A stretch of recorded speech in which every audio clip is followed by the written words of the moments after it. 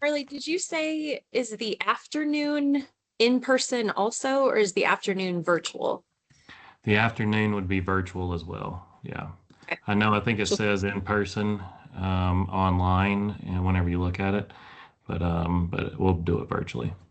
Okay, thank you.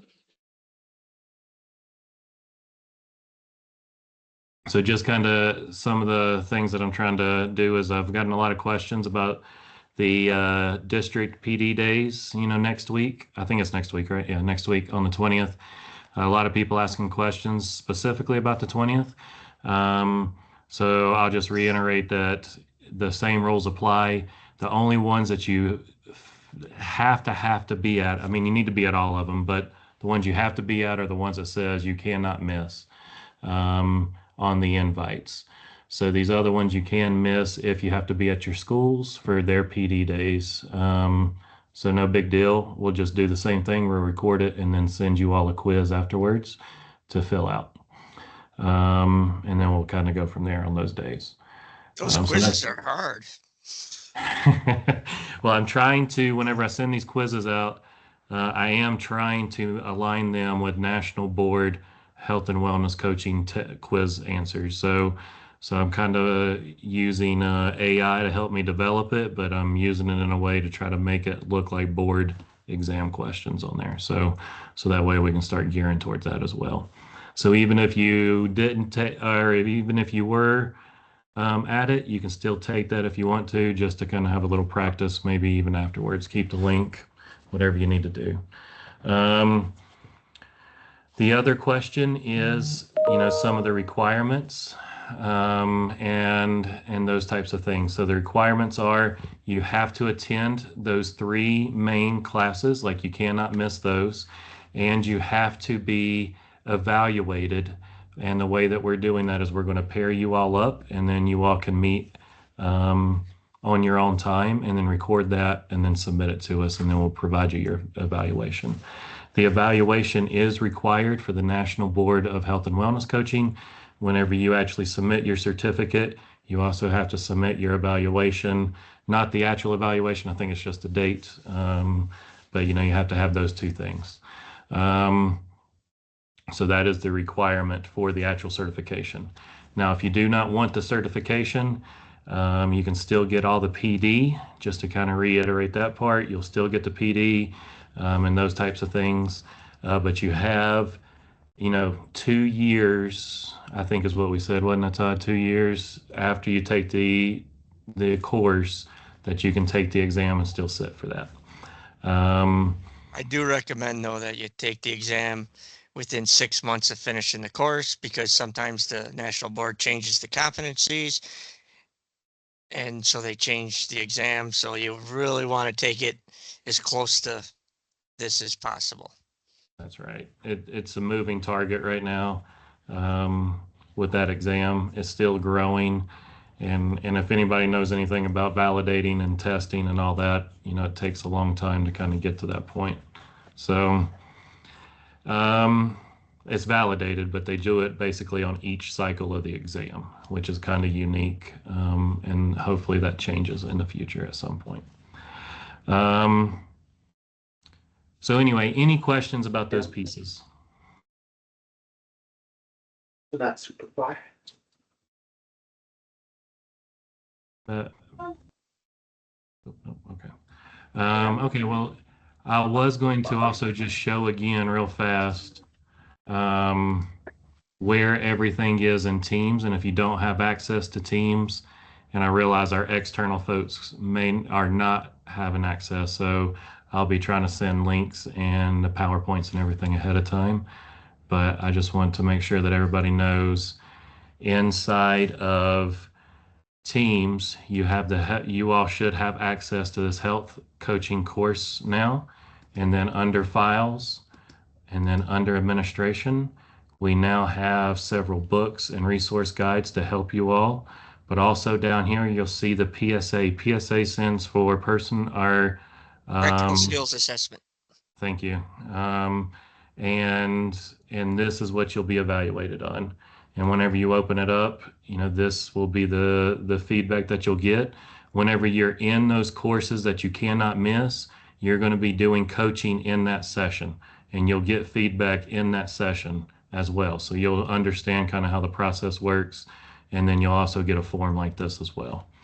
But and it'll kind of walk through these processes inside of these gray areas. You have to kind of hit most of those. You don't have to hit both of these or all three of these, but you kind of got to hit these main topics in each of the gray areas. And then down through here, we're also looking for this to kind of move into mastery. So whenever you look down through here, these are going to be skills that you are going to be learning over time and different things like that.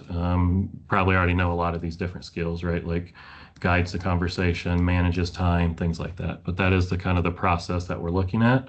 And then down here, the notes will be down here on, you know, areas to kind of grow, areas that were your strengths, things like that. But this would be the evaluation. And then whenever I say you have to have the passing evaluation for outside of class, whenever you submit those videos only need to be 20 minutes long. And no pressure. We're really looking at skill based. So, you know, I mean, if you end up getting everything in the session and you feel confident about it and it was only, you know, 15, submit that video. If it was 25, you know, submit that video. You know, it's really a learning process as we do it. But that's where you can find this to kind of get familiar with that. We will be going over what this piece will be, because this will be what will be guiding the conversations kind of moving forward.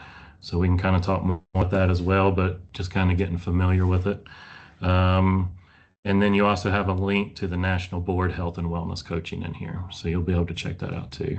And we also have this, which has all the dates in here as well. The in-person ones, we are changing to virtual. So you should have the invites for those, and everything should be good with that as well. But that's in here as well.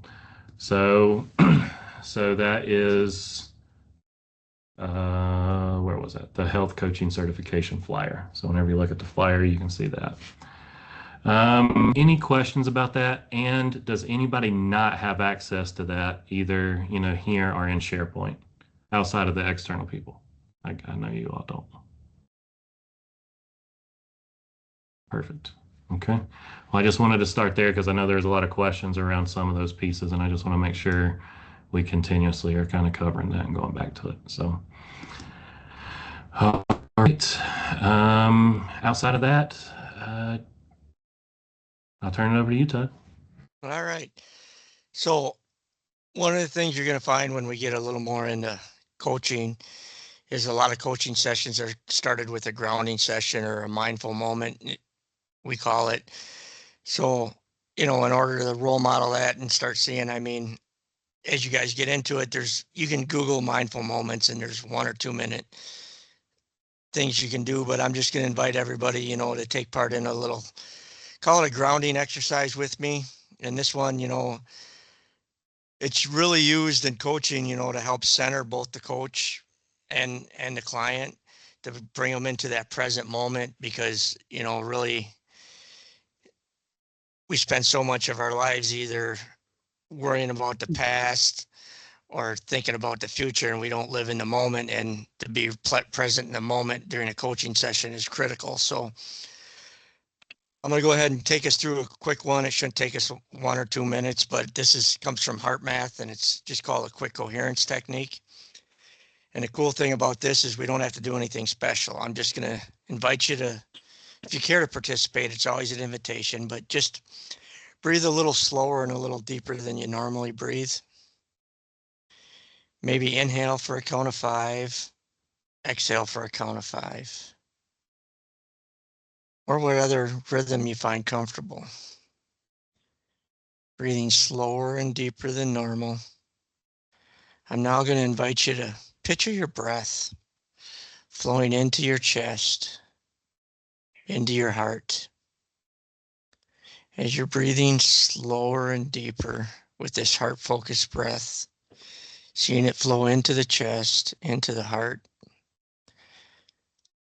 I'm just going to invite you to pick up a regenerative feeling. It can be a feeling of accomplishment, be a feeling of love or compassion. It can be for a special place, even a pet.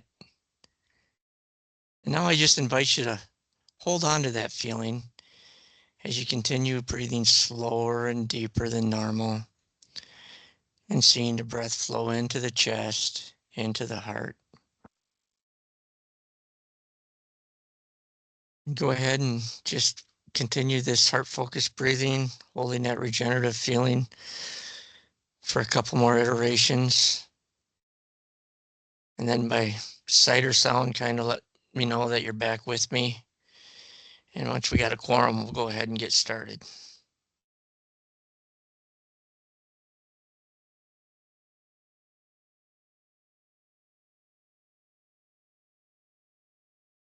Yeah, looks like the majority are back that's on camera. So one of the other things that we're going to do in coaching, and you guys will see this, is anytime you do something like that with a client, you're going to do a check-in. So just curious, what was that experience like for y'all? You can drop something in the chat or someone can speak into the room if they want to.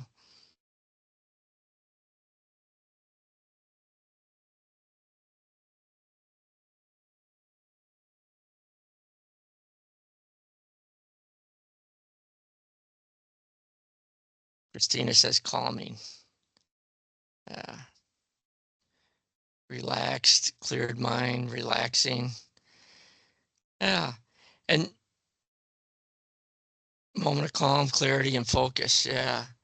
And one of the reasons, we do that check-in with the client is, we meet clients where they're at, and it's important for us. Not everything has the same impact on everybody, and we different techniques. So we want to make sure that we're checking in with the client when we do something like that to make sure that, where they're at as we go forward. I'm getting ready to share my screen, and, one of my teaching styles is I usually like to open with a joke. And I was going to tell everybody in here a joke about time travel, but none of you got it. So we're just going to skip the joke tonight. Oh, I'm hilarious. Oh, let me share my screen. Everybody see Theories of Motivational Interviewing and Health and Wellness Coach? And mine and Charlie's name? All right. So now you guys got to excuse me. I'm working without a mouse tonight, so we'll try and manage this. But tonight what we're going to do is this illness wellness continuum. We're going to cover that. And then I'm going to start diving into some coaching theories and take you through a few of those. And then Charlie's going to pick up and take you through the last one or two coaching theories, and then take you through an introduction to motivational interviewing. And really, before we get into some of this stuff, I want to tell everybody, I'm a big believer that health and wellness coaching is like 20% fancy book learning and 80% a feel or an art, intuition, if you call it, a read on people. But I will tell you that 20%, that fancy book learning, that foundation is vitally important, because that helps inform your read, your feel, and helps allow you to meet the client where they're at. And what we're going over tonight is a lot of that, what I call that fancy book learning, the theories and the different things that support it. And again, I say that with these theories, they're for us as coaches, for our knowledge base, to inform us on where we meet a client at. And as we get into coaching, they're not for us to put labels on a client. They're not for us to use to judge the client. They're to inform us, to help us better serve the client and allow them to meet the client where they're at. And I say that because I got mental health training, and a lot of my mental health training tells me I'm going to diagnose, I'm going to use these theories to apply labels to people. Where in coaching, we use them more to inform us, to allow us to meet the client where they're at. And the first one we're going to talk about is this illness and wellness continuum. And this is really cool. When you look at this, anybody care to say, has anybody seen this before?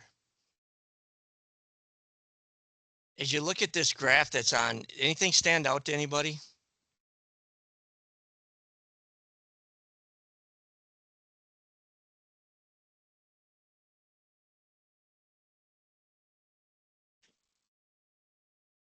Yeah, go ahead, Calvin. I think it's It's pretty drastic on the continuum, I feel like. Premature death to high level wellness is a pretty big spread, so Yeah. And when you think about our normal system of medicine or the way we measure people or look at people, you're either sick or you're well, right? Yeah. And one of the things that, struck me when I was first introduced this is our Western medicine or our medical system is really designed to get people to neutral. Your A1C's high, here's a pill to get your A1C. You got high blood pressure, here's a pill to get that. And all they're designed to do is get people to neutral. And when we look at high level wellness, it's really not the absence of illness, but instead it's defined by the choices that one makes, and that's what coaches do is they deal with people around their choices, their lifestyle behaviors. The choices that we make have a huge influence on our health. And the other thing about this, when we look at this, is as a coach, we're not necessarily as interested as where someone is at on this continuum, is what direction they're facing.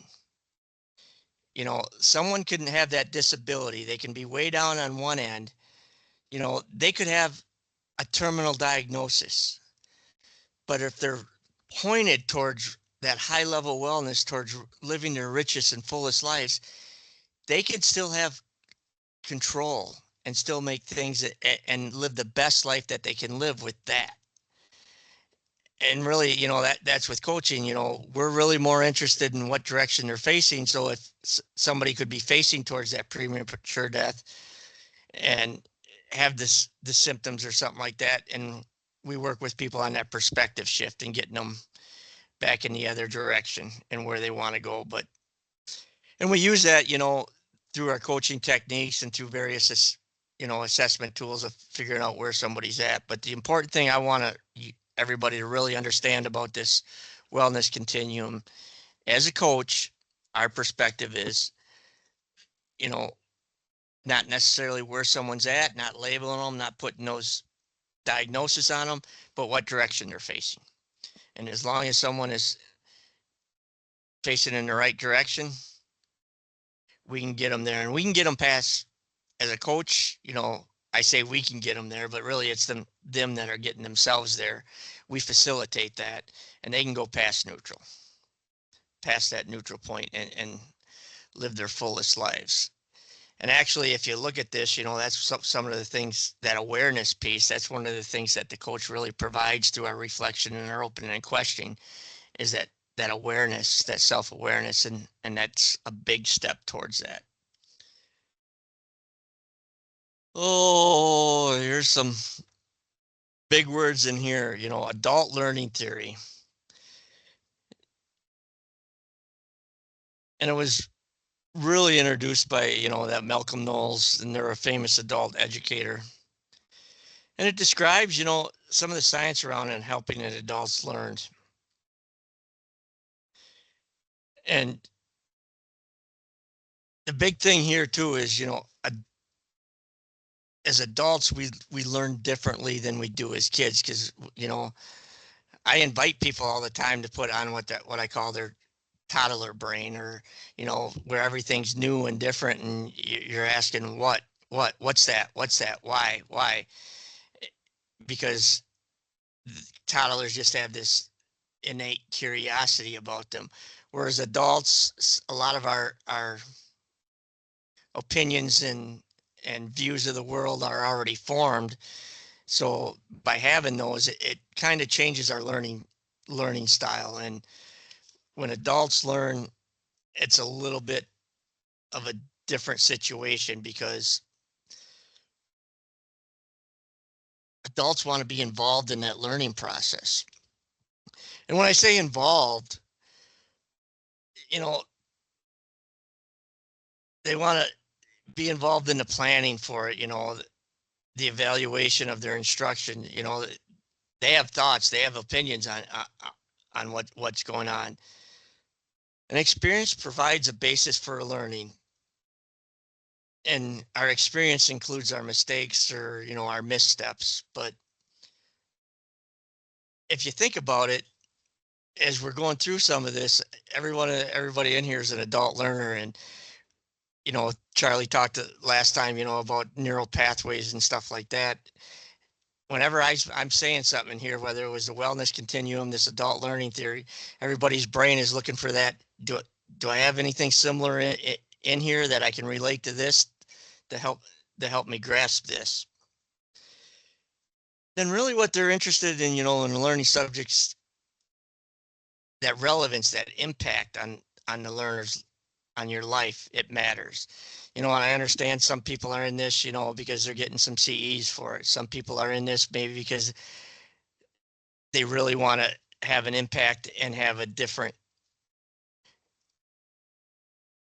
impact through learning these additional skills. But the relevance and the impact on what you're learning to your own life really impacts how adults take in stuff. And adult learning, it's problem centered. Like problem centered, like I got to learn this skill, I got to learn this, rather than just that content oriented or stuff that occurs. So we say adult learning occurs on kind of a need to know basis. We're looking for what's the relevance? Do I really need to know this? And if some of y'all's brains are as full as mine with stuff, you sit in a lot of lectures like you guys, some of you are sitting to me and trying to decide how important is this? Should I retain it? And do I need to know this? And I told you do, because, this is the fancy book learning that's 20%, and it's going to form the foundation as you get into coaching, and everybody wants to do well in the exam.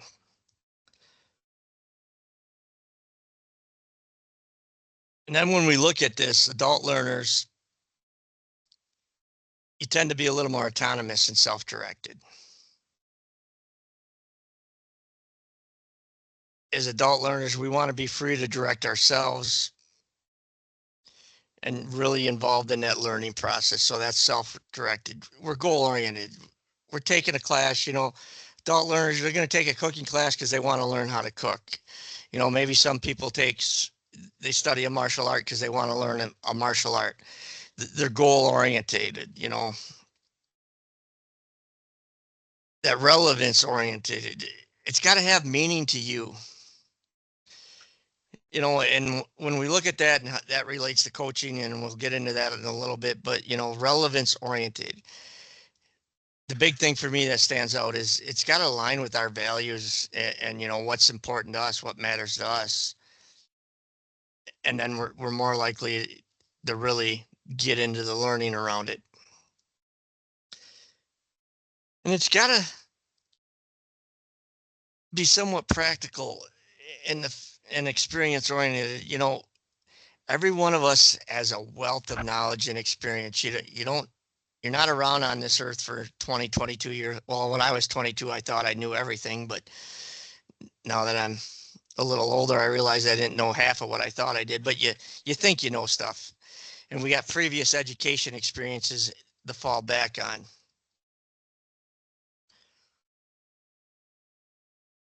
And that desire for respect. And when we look at those other ones, and you get down to that desire for respect, that sums up the adult learner.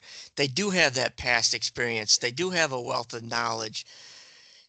They are goal orientated, and when they're in a situation, they like to have some of that respect and for their experience and for their knowledge.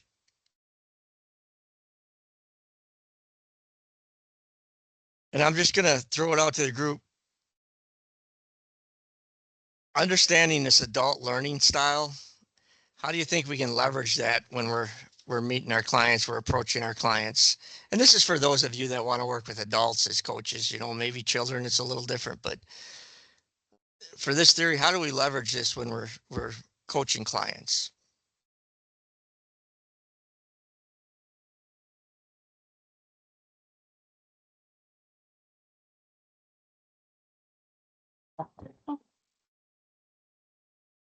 Go ahead, Deborah. Thought she was saying something. I was thinking loudly. I didn't mean for you guys to hear that. Sorry. Okay. All right.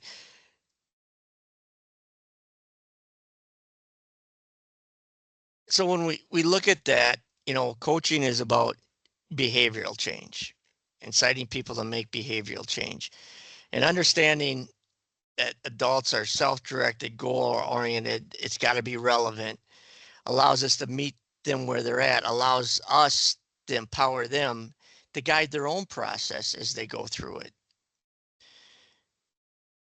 And one of the things that you'll learn when you get into coaching too is, any change that somebody's going to make, it's got to be linked back to their values. The neuroscience of change tells us, if something's important to us, the size of the barriers and the challenges in front of us tend to decrease. And by leveraging this adult learning style and understanding that about our clients, we're readily able to help them move forward and implement those behavioral changes.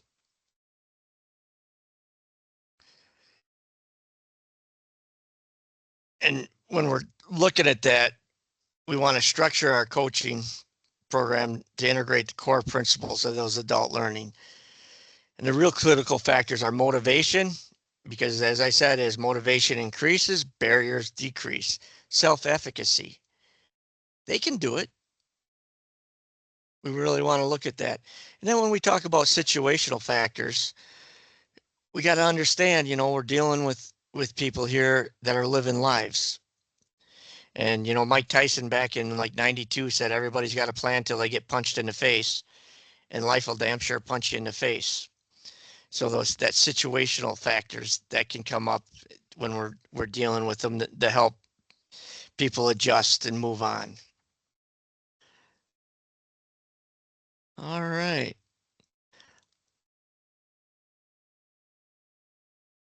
And just throw it in the chat or someone can speak it into the room. What do you think is one of the biggest perceived barriers adults face in relation to achieving healthy lifestyles? Lack of time, lack of education, lack of health insurance, none of the above. I got 1 vote for time. Time, 2 votes for time. Time. I've seen a theme here. You mean there's only 24 hours in a day and 7 days in a week? And I see somebody holding up to 1. So yeah. Barriers to adult learning. Time or money? Look at that. Haley got the top 2. But it's lack of time. There's only 24 hours in a day. We got jobs, we got kids, we got other interests and different things like that. That can be a big barrier, that monetary cost, that lack of confidence. I'm too old. I can't learn how to, all those fancy formulas in Excel. I'll just have one of my program of support assistants learn it and do it for me. We get bored as adults. And some people, and this is one of the things when we look at it, when we're coaching somebody, is that inadequate social support. And that social support can come from family, can come from friends, it can come from society that just says that. And then we got the lack of commitment, which I think goes back to the lack of time a lot of times. Those are kind of intertwined. That lack of knowledge. People don't know what they don't know. And again, knowledge is a resource that sometimes it takes time to acquire. And then you got some other structural limitations like lack of transportation, limited access. People may not have access to the internet, or they got to make a values choice. I only got so many gigs of internet. Oh, that's all I can afford. I can't afford one of those fancy plans. So I'm going to prioritize my streaming of the Netflix over learning, and people make those choices.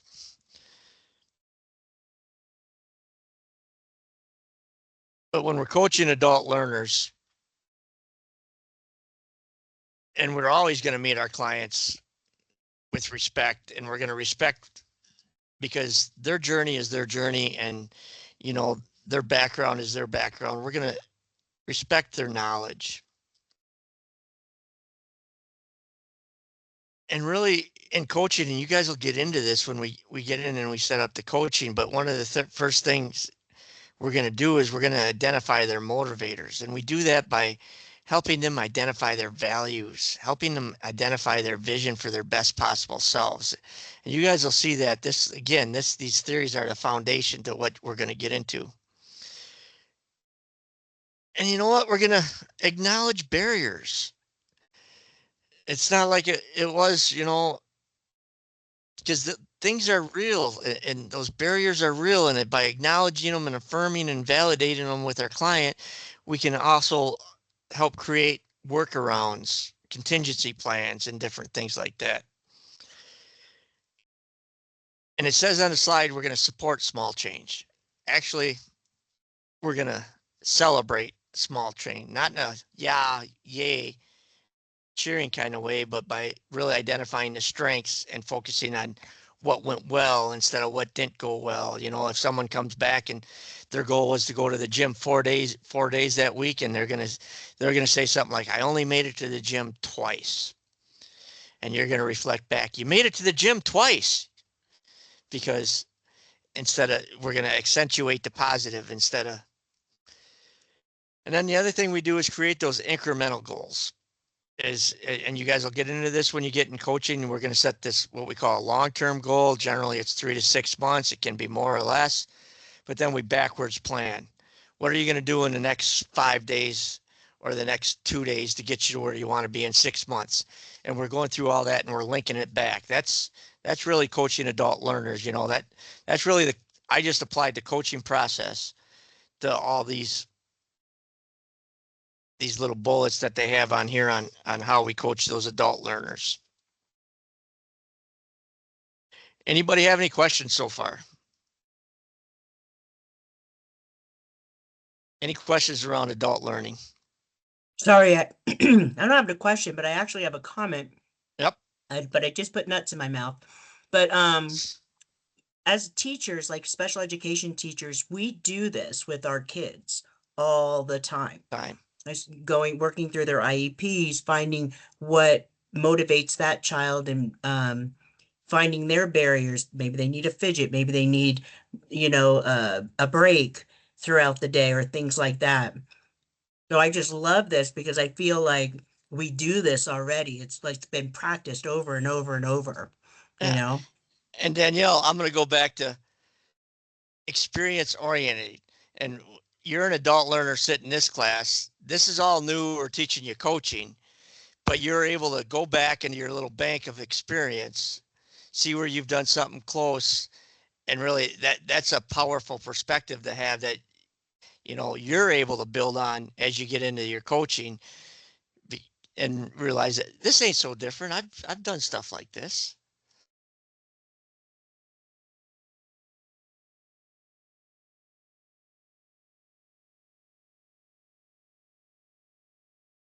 All right, now we're going to go into some of the theories that really play a relevant role in coaching. And the first one's really cool. It's probably the newest of them, but it's positive psychology. And I'll be going over that. And then we're going to say appreciative inquiry. And I will always say appreciative inquiry because AI is Skynet, that's artificial intelligence, and I got a problem with Skynet. So I'm going to say appreciative inquiry even when you see it abbreviated as AI. Then we got that social cognitive theory.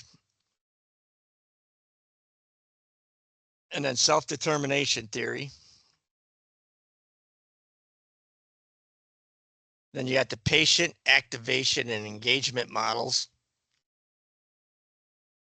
And there's others that are out there, and we'll briefly touch on some of those as we get into it. But we're focusing on these theories from that coaching bend. Again, like I said in the beginning, how do we as coaches use these to inform our approach with our clients when we get into the coaching? And that's to putting it all together. But positive psychology. Has anybody ever heard of positive psychology? No. When I was first exposed to positive psychology, I thought of it as like an oxymoron, kind of like military intelligence, two words that don't go together, because most psychology is really focused on looking at somebody and telling them what's wrong with them. You know, diagnosing them, you know, you got bipolar disorder, you got attention deficit disorder, you got moderate depression, where positive psychology is the opposite of that. With positive psychology, we're really looking at people from a strengths-based perspective. We're looking at their virtues, what's right with them, their happiness, you know, what are their goals, what do they want to be, their motivation, what makes them tick. And that's positive psychology. And it's really, really a powerful way of looking at people. As I said before, you know, a lot of the other psychology and a lot of that stuff is really designed to put labels on people, put people in these boxes, where with positive psychology, it's that different bend to it. It's that different perspective where we're really looking at what's right with someone instead of what's wrong with them.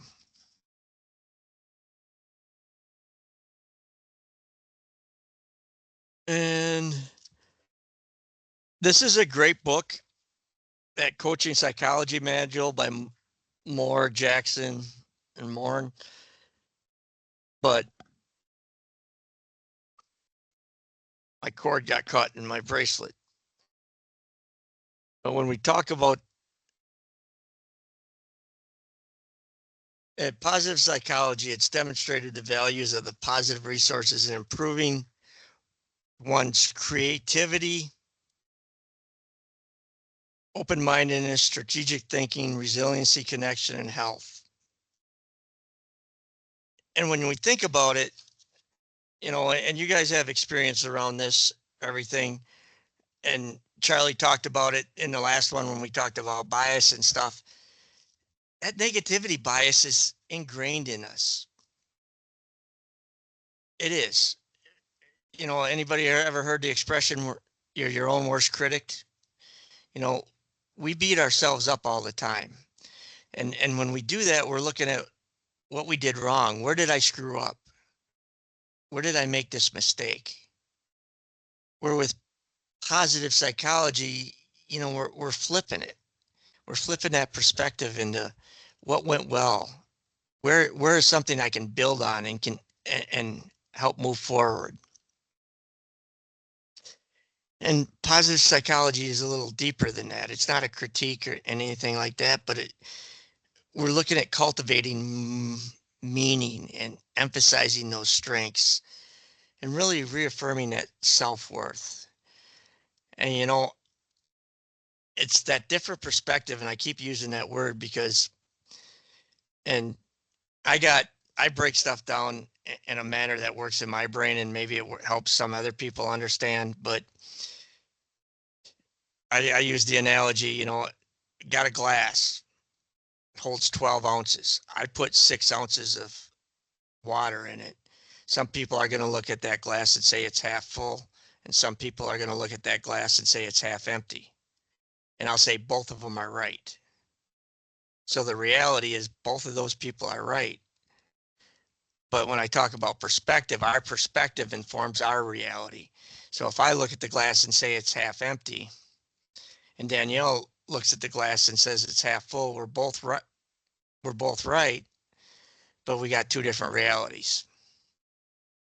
And what we're trying to do with positive psychology is maybe switch those people to, I don't say we got to make everybody glass half full kind of people. You know, some people look at that glass that's got 6 ounces of water and say they got room for 6 ounces of vodka. But so that there's a third perspective. But what we're trying to do as coaches is re-accentuate the positive, emphasize their strengths, you know, help with those perspective shifts and help people see what's possible instead of what can't be done.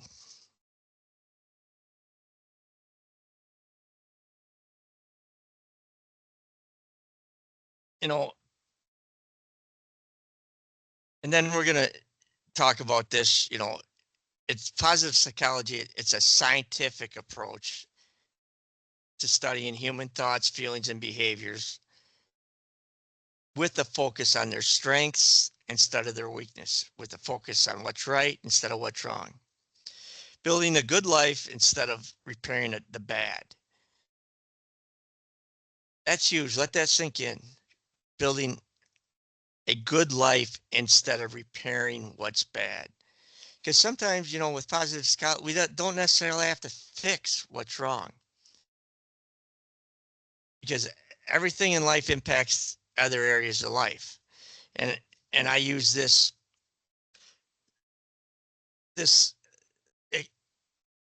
analogy also, you know, in my job, we deal with a lot of people with chronic pain. And their chronic pain can be taken up, you know, say my hand, this hand is their quality of life. Their chronic pain is right here, and it really influences their life. As a health and wellness coach, I can't fix their pain. I can't make their pain go away. That's not my job. But by accentuating the strengths and getting them, you know, a lot of them are running away from their pain, but helping them to realize something and see something that they can run towards. So what we did is we expanded their quality of life. Their increased, you know, that life. We're building on something instead of fixing what's wrong. So their pain is still the same symptoms, everything else, but it doesn't have as big an impact. It's not taking as much room up in their life. They found something else that's there.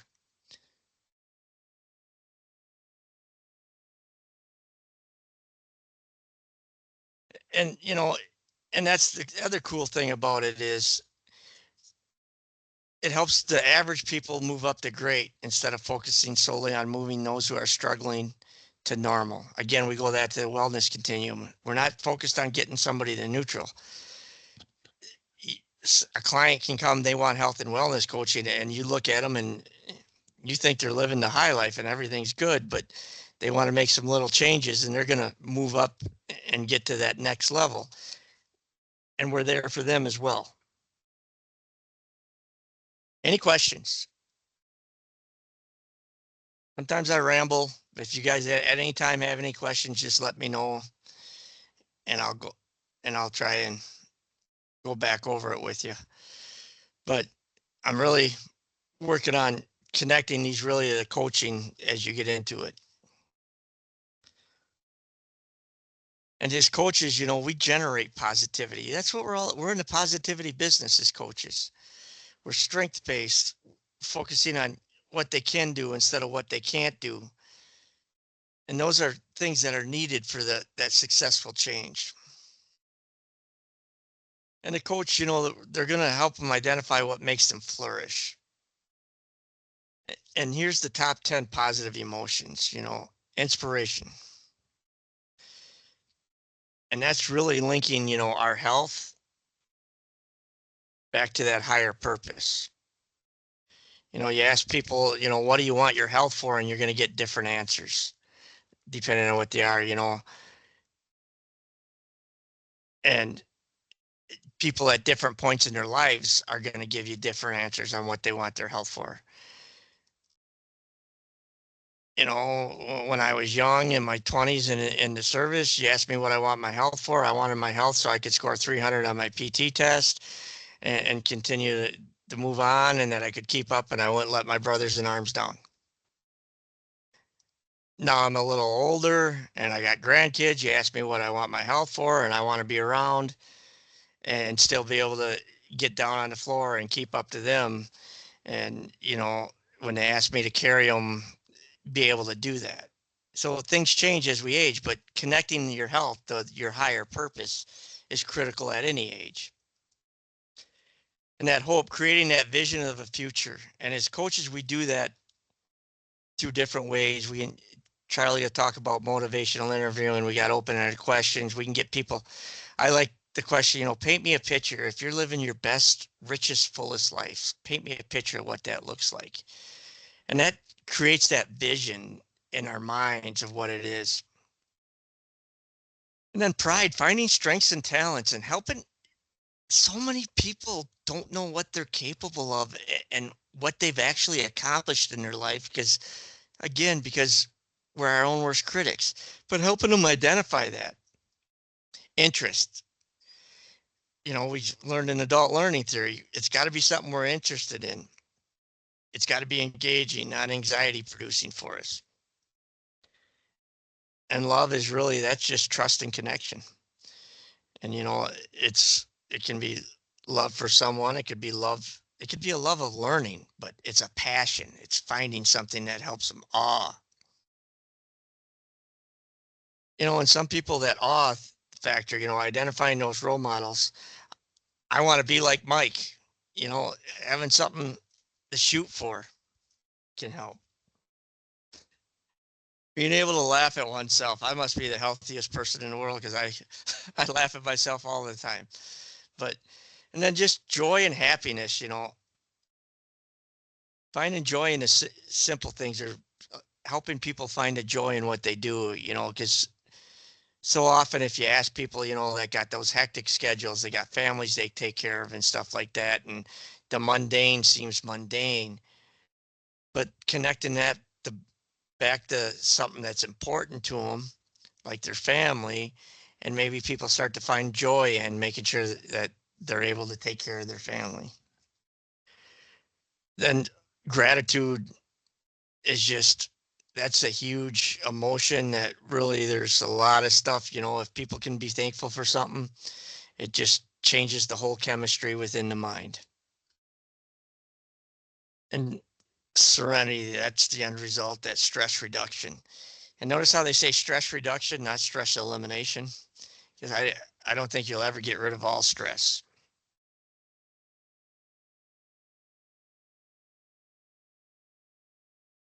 All right, poll question time.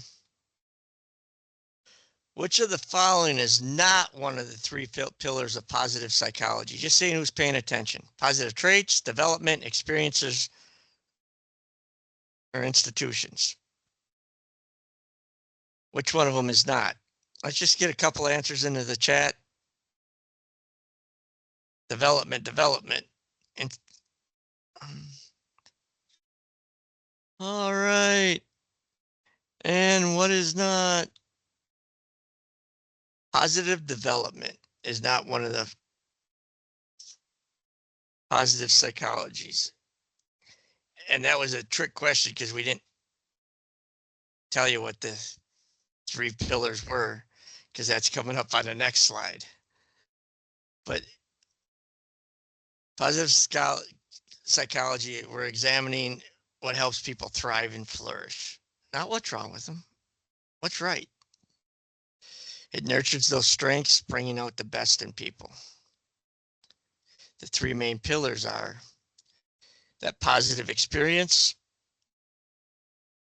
and that really is about understanding positive emotions, being content with the past, experiencing happiness in the present, and hope for the future.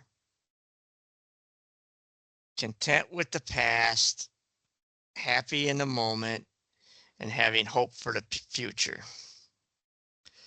Then we got positive traits.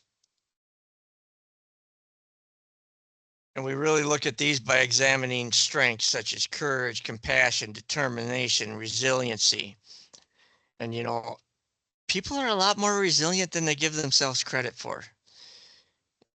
And I got a saying that I use with people, that you don't measure somebody by how many times they get knocked down, you measure them by how many times they get up. As long as you've gotten up one more time than you've been knocked down, winning. Then those institutions. And those are really just examining the strengths that help us cultivate better communities, such as parenting, leadership, tolerance.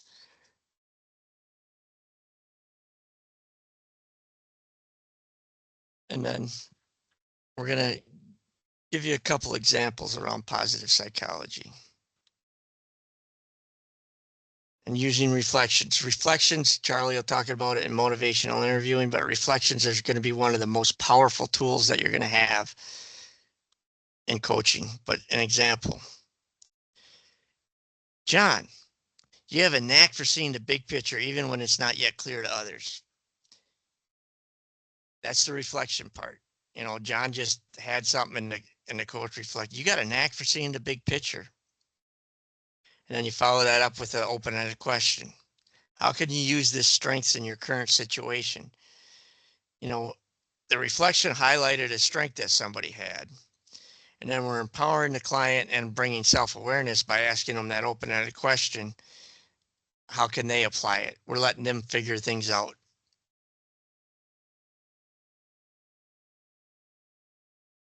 And Martha, you recognize that writing your dissertation can be a lonely process. So, okay, you're going to affirm and acknowledge, yeah, doing this dissertation, you know, that can be lonely. And then explore with her, you know, helping her find that solution. Where can you look to get support and encouragement? But that's just an example of how positive psychology can play a role with the reflections and the different things that we're using.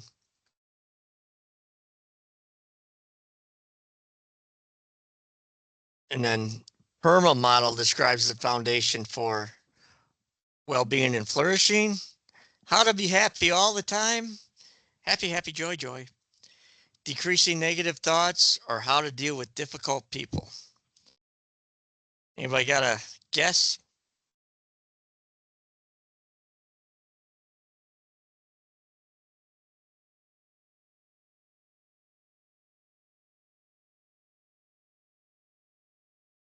Well-being and flourishing, well-being and flourishing, well-being. Yeah, each one of you earned yourself 1 point. Charlie's keeping track of the points. The person with the most points at the end of the course gets $1 gazillion. But positive psychology, that PERMA model for well-being, the foundation of flourishing. The P is that positive emotions. Engagement. You know, we're going to be that engagement piece, getting people engaged in their own change. Relationships. You know, Harvard did a longitudinal study on what is the biggest indicator of quality of life and long life. And they followed a cohort from like the 20s or the 30s right up until, and they published it in like 2018. But it wasn't, you know, the biggest indicator of quality of life and a long life wasn't absence. It wasn't eating a healthy diet. It wasn't working out all the time. It wasn't abstinence from alcohol or any of that stuff that we think. It was perceived quality of relationships. Relationships have a huge impact on our overall health. Finding that meaning, that purpose, finding your want to, your why. Accomplishments, and I'll add on that, being able to celebrate our accomplishments, being proud of our accomplishments. And then PERMA in practice. I'm going to ask you, you know, just consider your current situation professionally, personally, professionally, and then just answer these for yourselves. What do you want more of in your life?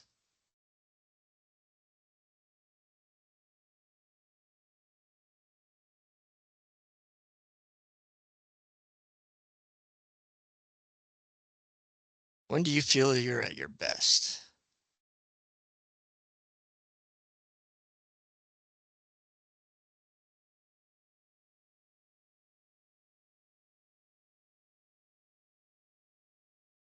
What is something you did last year that you were proud of?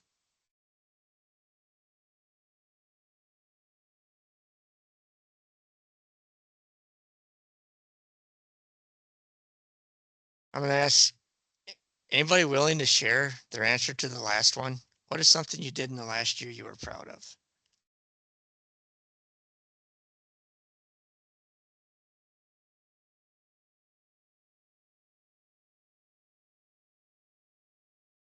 Go ahead, Danielle. I can share. I actually advocated for myself last year, knowing that this is my last year here at Harrison, um, that to be put in a leadership role so that I could um, build my skills.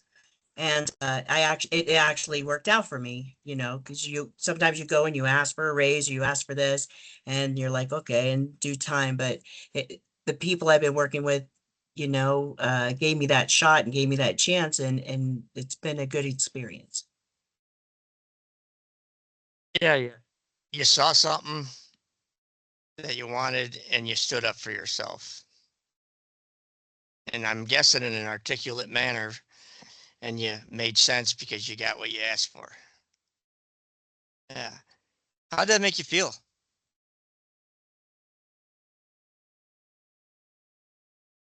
Let me get my mic on. It made me feel trusted. It made me feel like they understood me, my values, and they meshed with their values, and that we were all, you know, I just wanted to be a part of that team to keep moving things in the right direction. Yeah. And I felt valued in that respect. You know, all those positive emotions fits right into the Mm. PERMA model. Yeah. It hasn't been the easiest ride, I'll tell you that. Life's not easy. No, it's had its many challenges, but it's still, it's a work in progress. You know, when we think of this PERMA model,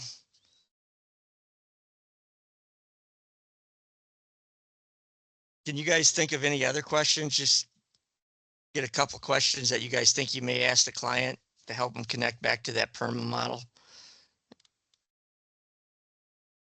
We're trying to connect back to this. What are some other questions you could ask?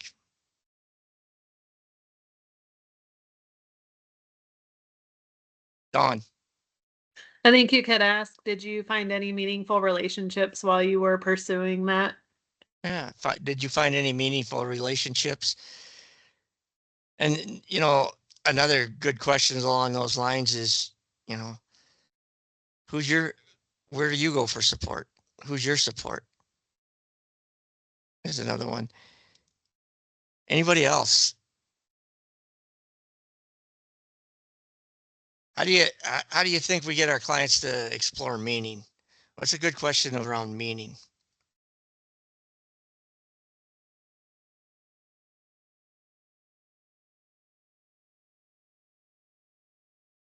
Dawn again.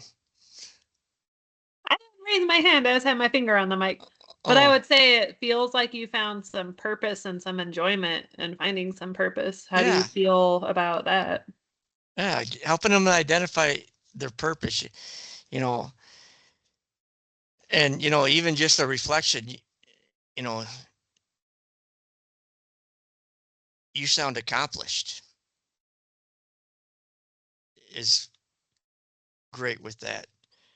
But these are all, you know, questions, and as you get into it, you know, again, I talked about how these theories are that foundation. As we get into coaching, the coaching process and everything else, you'll start to see these theories really come out, and as they're allowed.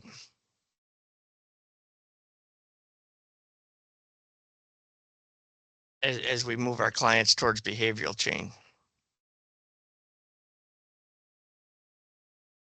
But here we go. In general, the goals of positive psychology and coaching are as follows. And here it is. We want to positively impact the client's life. What is important to you? There's some more questions. And Mark paid off and closed some credit card accounts. That's cool. But the main goal of coaching is to improve the client's life. Positive psychology and coaching feels that. And I'll add to this, you know, we're not fixing, and we as coaches aren't really improving their life. We have a process and a structure that allows us to empower the clients to improve their life. And that's really what it all comes down to about. But we increase the client's experience of those positive emotions. You know, it's like, it's just by bringing that perspective, that strength base, that PERMA model, all that into the coaching experience, you know, and by truly listening to somebody, you know, we foster those positive emotions. And the science tells us when we experience positive emotions, we get all these happy chemicals in our body instead of the ones that cause stress and anxiety, and our stomach to twist in knots and our head to hurt around the temples and all that other stuff. And by having that, you know, we feel better physically even. And again, helping the client identify their strengths. People are really good at telling you what they're not good at, but helping them realize what they are good at is, it's a great feeling as a coach. And it enhance that client's goal setting abilities. We're going to get into a specific process where we're going to talk about SMART goals, because people can have these vague, hazily formed things like, I want to be more active, I want to eat better, and those are vague and everything else. And sometimes we're going to do this because, you know, the doctor told me I should eat better. And through coaching and using this model, we're going to enhance those goal setting ability by narrowing them down and getting them more specific, because the more specific something is, the more likely we are to be able to succeed. That sense of gratitude, again, there you see it, you know, being thankful for what we have instead of wishing spiteful or something for what we don't. And that sense of hope for the future. That's what keeps a lot of people going.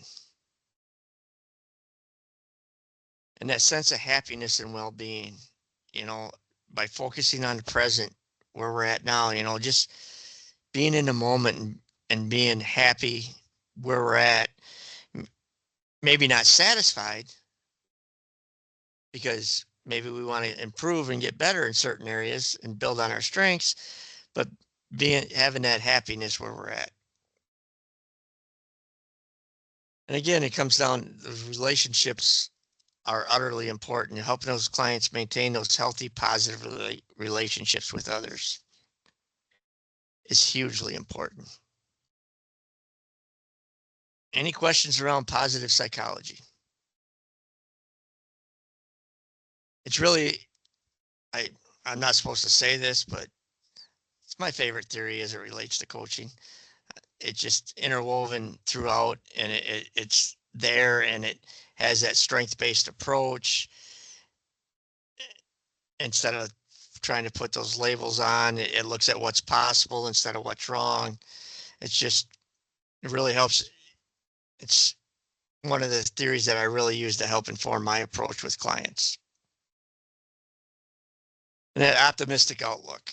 Not everything's going to always be rainbows and unicorns, but if we can overall help improve that generalized optimistic approach.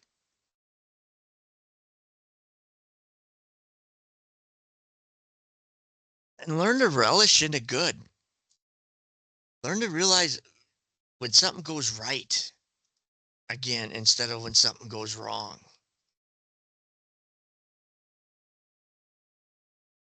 Now we're going to move into appreciative inquiry, and that's a philosophy as well as an approach for motivating change. The late 80s, it came around. It was originally used as a transformational change process, you know, applied to organizations and groups, and it's since been adapted and brought down to that individual levels in a variety of focus purposes. And again, it focuses on acknowledging strength and imagining possibility through our problems. There's that word again, and there's that approach again. You're going to find this throughout coaching, you know. that strength-based approach, really helping somebody identify their strengths and being able to build off what's right instead of necessarily fixing what's wrong. And it's appreciative inquiry is great for coaches because it helps us to uncover and celebrate the best of what is, and helps instill that hope of what can be. And by identifying what's right, celebrating what's right now, that gives us something to build on.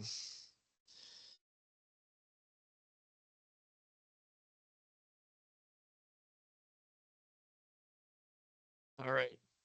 And this dude, he was alive from 1907 to 1985. I don't know why my notes, we got to put that in there, but he's one of the founding fathers of the, future studies. And if I can, one of you guys want to help me out, can someone read that quote out loud? Specificity.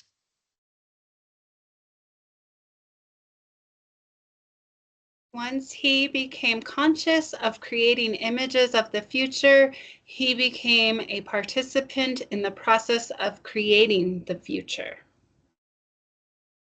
Yeah. Anybody want to tell me what that means to him?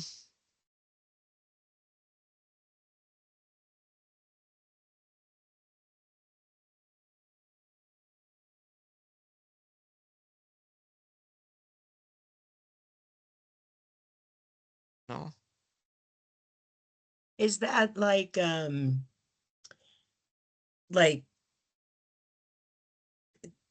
they say focus on, like, see the picture, see the vision of what you want? Like once he became conscious of creating the image of what he wanted, then he became a participant in that process to get there. Yeah.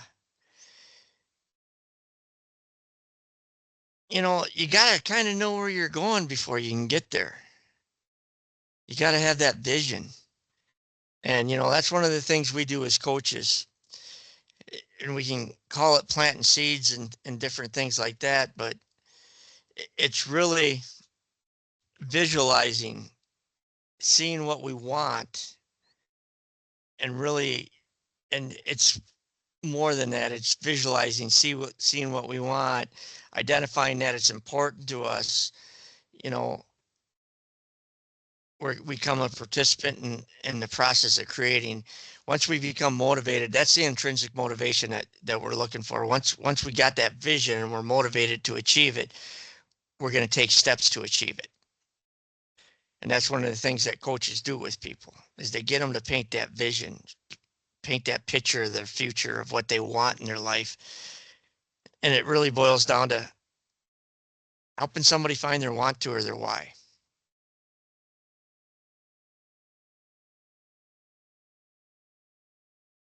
Then there's a little pyramid here, but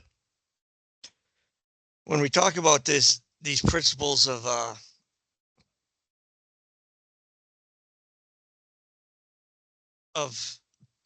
appreciative inquiry, at the peak you got the positive actions and outcomes, and then you got the pillars underneath it. And the big thing that I want you to know about those pillars, we got that up, but it doesn't have to necessarily fall in that line when we're working with somebody, because again, as coaches, we meet somebody where they're at. It doesn't have to go from the poetic principles or positive attention in the present, step by step. People can be at different points on this, or they can go back and re-explore where they're at, their meaning behind it. But it's really about that the positivity in it, the appreciative inquiry, that attention in the present, being able to be aware and see the positive in the moment, anticipation of the future, being maybe a little excited, that anticipatory connection. We use those positive questions and the reflections in coaching. those conversations and interactions that we have, those constructive principles. Energy and emotions. So much of that is huge. You know, as you get into coaching, you know, being able to read that energy that somebody has, the emotions that they have around.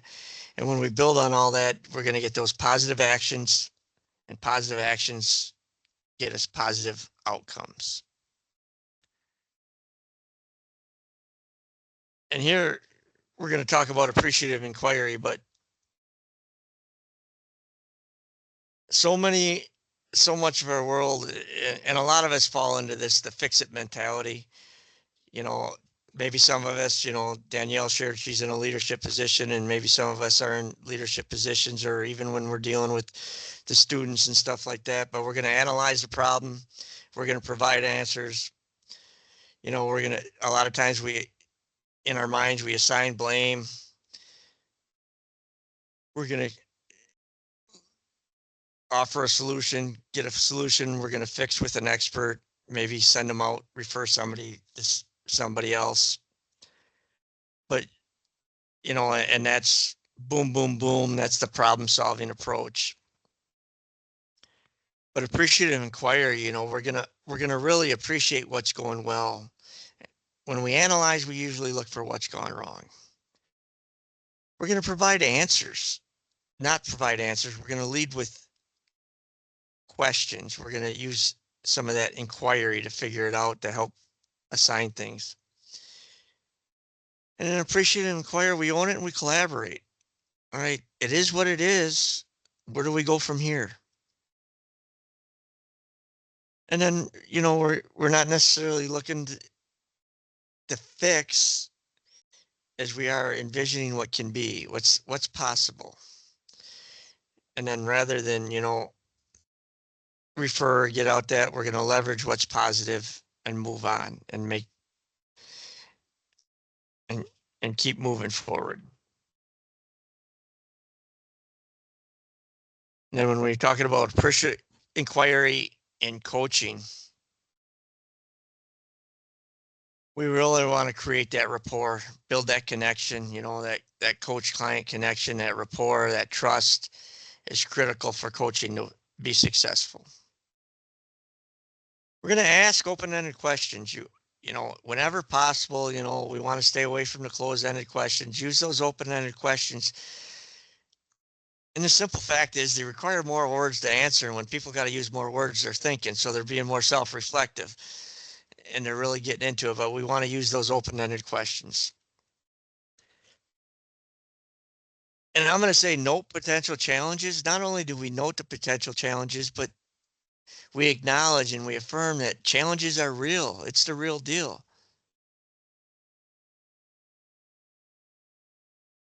And make an offer in their words. And I'm going to say this about that, where people talk in certain different ways and everything else, but if you're really truly utilizing appreciative inquiry, motivational interviewing, and coaching skills, you're going to pick up on language that a client uses. And we kind of want to speak their own language. You know, they're going to emphasize certain things, and we want to be able to use that. Sometimes clients will speak metaphorically or something like that, and if we're able to reflect back their metaphors, that's another way that really, that's appreciative inquiry. It builds that rapport that helps create that connection that we have. All right. Am I going too fast, Charlie? No? Anybody got any questions on appreciative inquiry?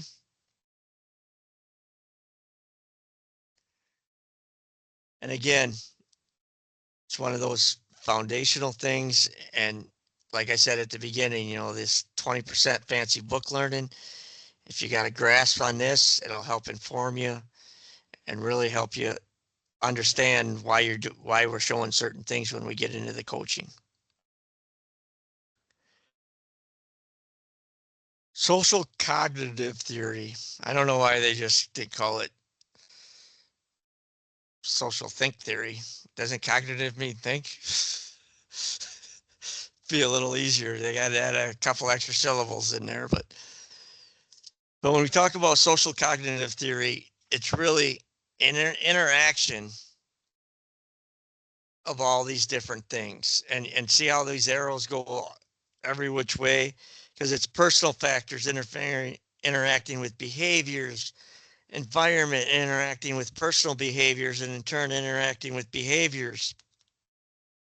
But when we talk about personal factors, we're talking about, those includes our cognitions or our thoughts, our thinking, that really inform us and allow us to look at the present situation based on our previous experiences and expected outcomes. It's just one of the ways that we look at that. Then we got the environment. That's just the social and the physical situation in which we as people act. And our behaviors are our previous actions.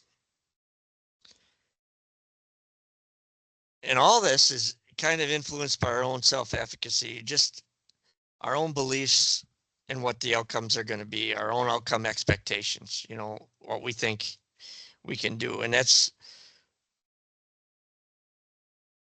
we got to understand that our clients, they're capable of self-regulation. They have self-awareness about them. And they can create, situations and environments that will positively influence their behaviors. And, when I think about this, I think about like a lot of addiction treatment. A lot of programs talk about people, places, and things. When somebody's trying to get rid of an addiction, if they keep hanging out with the same people, keep going to the same places and doing the same things, they're going to keep doing what they're doing. It's, it's how all these factors interact with each other. But we're gonna, as coaches, we're gonna recognize that people are capable of self-regulating their actions, and we're gonna help empower them to make the changes that they need to change. I talked about addiction as it relates to drug and stuff. It could be somebody's. There's other things that people keep repeating the same behaviors. It's the same kind of process when we're applying social cognitive theory, but we're coming at it with that strengths-based perspective, knowing although they're past behaviors and they've done it this way, everybody has the ability to change.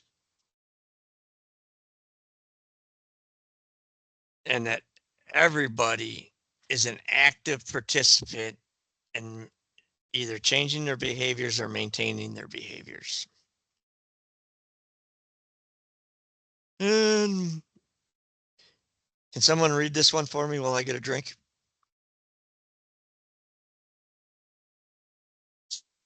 I'll read. Thank you.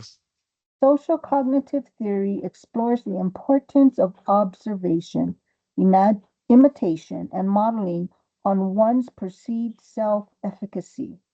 Many clients are hesitant to attempt change because they do not believe they can create and sustaining a new habit. In other words, their self-efficacy may not be high enough to begin the behavior change process. The coach can work with the client to improve their self-efficacy by utilizing social learning theory and self-efficacy theory.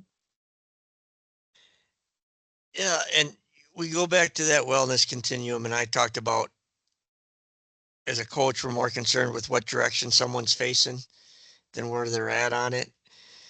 And then we talked about negativity bias and how some people are their own worst critic. But we look at positive psychology, we look at appreciative inquiry, and everything that we built. This social cognitive theory is really talking about observation, modeling, and one's perceived self-efficacy. Through those techniques and through coaching process, we can help someone their perceptions change by highlighting, accentuating the good, by looking at that strength-based perspective, by focusing on what went well in something. People start to see what's possible instead of what's not possible. And when people see what's possible, their motivation increases. They're more likely to implement changes, and success begets success. And then also, you know, when we looked at that, one of the other theories, you know, incremental changes and highlighting the positive can lead to huge changes. Small changes can end up having huge impact at the end. And that's really what the clients work, what a coach works with their clients on.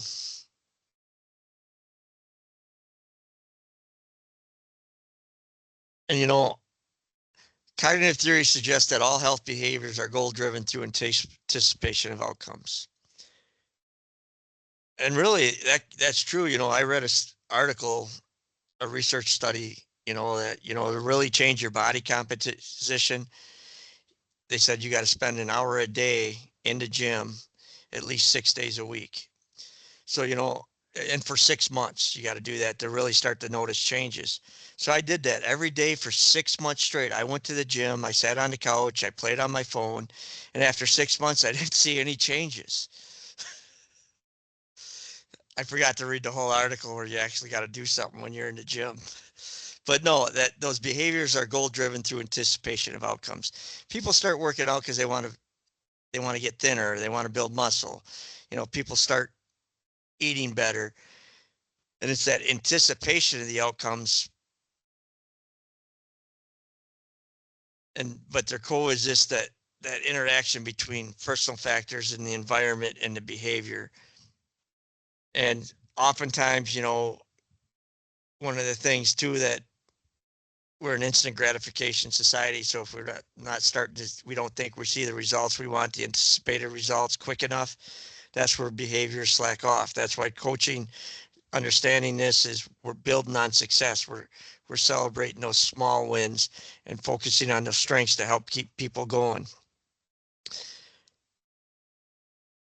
And, you know, we got the personal factors, the environment, and the behaviors, those previous actions, you know, and sometimes we can learn from them and build upon those previous things. And that efficacy is just that belief in oneself and the outcome expectations, just knowing that it's possible. And when we look at this social cognitive theory, when we're talking about coaching, it's that we meet clients where they're at, and we got to understand that the clients are capable of that self-regulation of their action. The clients are capable of choosing situations and different things to allow for their best positive outcomes. And I can tell you that I have had numerous people sit down across from me, and in 10 minutes, I'm pretty sure in my mind, because that I could, if they would just do exactly as I told them to do it, everything would be rainbows and unicorns. But again, social cognitive theory and all these other theories, they teach us that people don't do things because they're told to do them. They do things because they want to. You know, so because if people did things because they were told to, there wouldn't be any smokers in the world. Everybody would be eating these healthy diets. There's warning labels. People still smoke, do all these because they're getting something out of it. But people are capable of self-regulating. You know, as a coach, that's really the big thing that these theories help us inform, is helping people find their want to, their whys, and helping empower people to be able to maintain their behaviors as they go forward. All right. Now everybody got their thinking cap on? We got some case studies.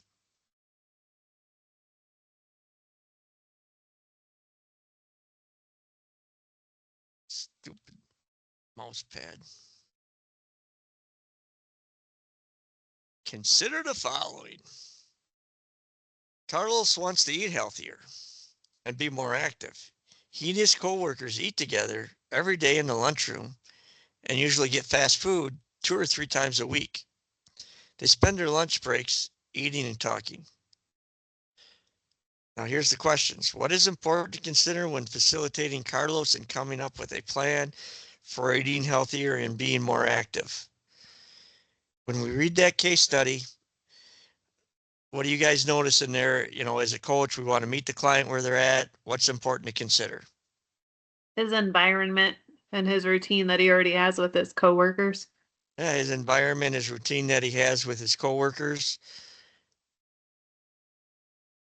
The social factor of eating with his friends, time saved getting food versus making it, financial factor, fast food.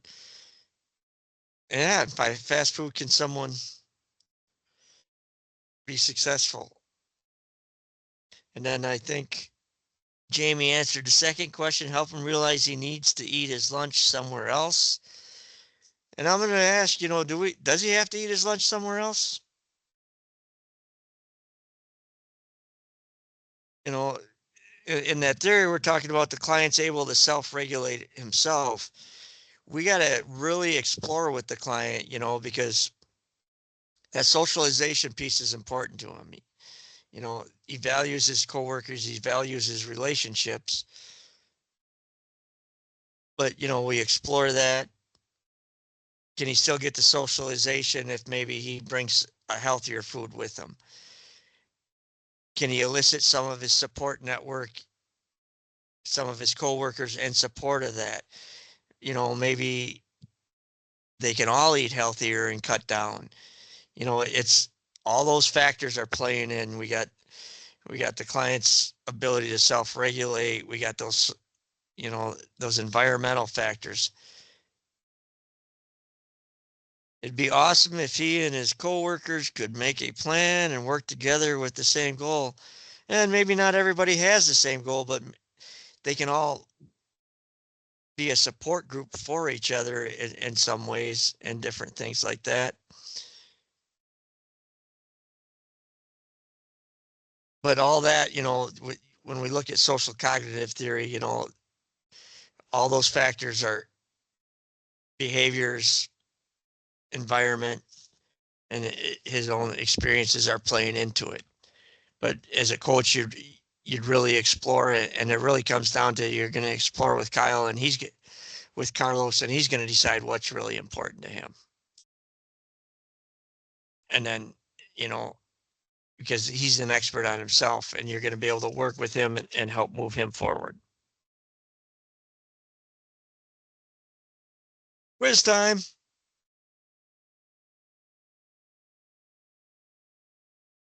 According to social cognitive theory, we learn by reading, thinking deeply. Isn't that thinking deeply about thinking? Thinking deeply about cognitive processes? Observing and imitating others in our environment, or doing experiments in the lab. I got a lot of C's. So everybody who said C gets a point. But that is really what social cognitive theory, you know, the social part, observing, imitating others in our environment.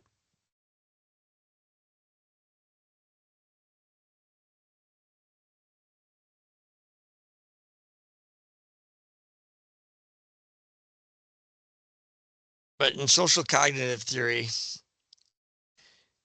the person, the environment, and the behavior interact dynamically, observing, modeling, imitating each other. And they imitate dramatically because can our behaviors influence our environment? Yeah.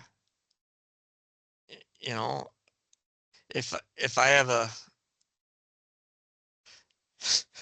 and I'll just say, Our behaviors influence our environment. On Tuesday, it's popcorn day. So one of my schedulers, they always go downstairs and get me a bag of popcorn for $1 because it helps for the volunteers. And I bring it back and popcorn falls all over my floor. So my behavior of eating popcorn and it falling on the floor influences my environment. You know, I'm the person, I'm in control of that. I usually try to clean it up because I don't like the cleaning staff have to clean up after me or some, but they interact dynamically. As a person, we can influence our environment by our behaviors. As a person, we can change our behaviors. You know, and when we're feeling a certain way, and we behave a certain way, they can actually make us feel a certain way. But it's also, you know, that cognitive theory, it talks about observing, modeling, and imitating. We see something, we're going to do something, we're going to do it, you know, and try and model that.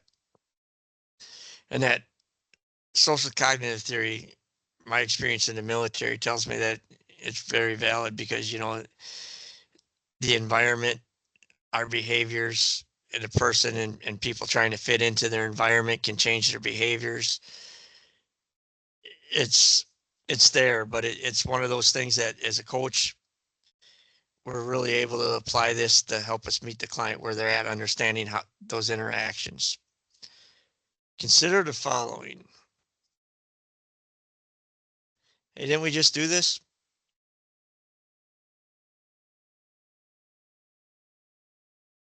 Nope. But we got the same one and we kind of explored that. What is important to consider when facilitating eating healthier and being more active? And you guys already talked about you're going to consider Cora, her environment, and her behaviors. That's what social cognitive and what will help her be successful. Realizing that, you know, she does have the ability to self-regulate. She can decide what's important. Cora can change her behaviors.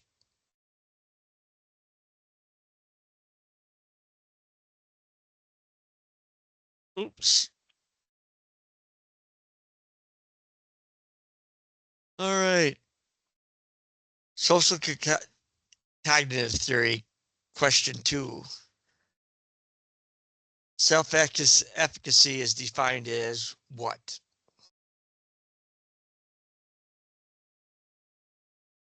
A lot of A's.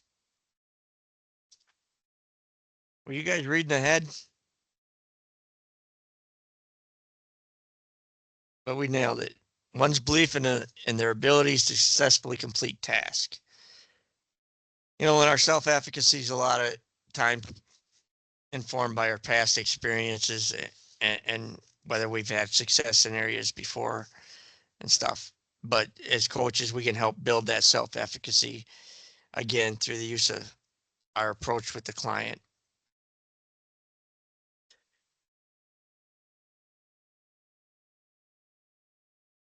Self-efficacy, just really that client's own belief and their own abilities and capabilities to face challenges, complete tasks, mastery of skills.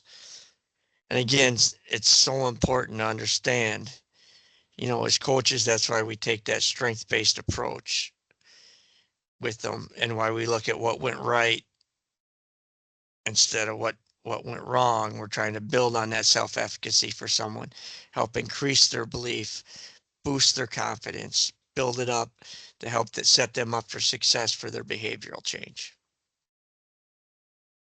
I just answered that. And how do you think you encourage this self-efficacy in your clients? Let's get 3 of them. 3 different ways we can encourage self-efficacy in our clients.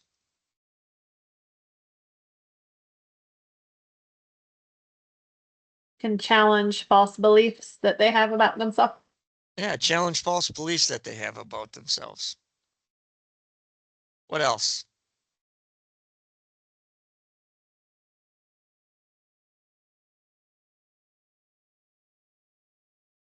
Support the current positive behaviors, feelings, and accentuate the strengths. Focus on their accomplishments. Validate and affirm. help them realize their strengths. Jamie, that hope for the future is huge. Hope is everything. Those affirmations, all that. Yeah. So, covered a bunch. Does anybody have any questions? I don't even remember everything I covered. Well, the wellness continuum, positive psychology with PERMA, appreciative inquiry, and social cognitive theory. Anybody have any questions around that?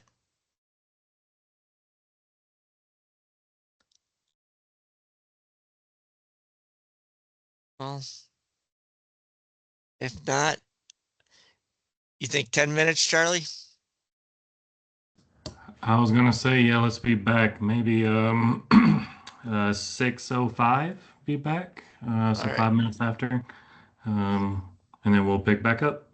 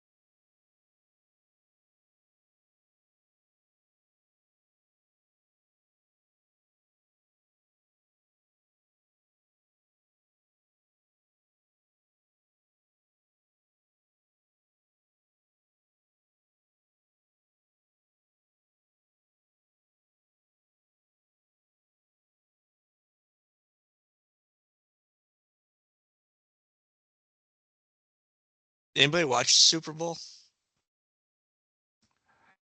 There was a Super Bowl. No, I mean, I watched it. It was kind of embarrassing, you know. But at the same time, I didn't want the Chiefs to win. But I will say, I anticipated a better Super Bowl, you know, and felt pretty bad for them. I was asleep.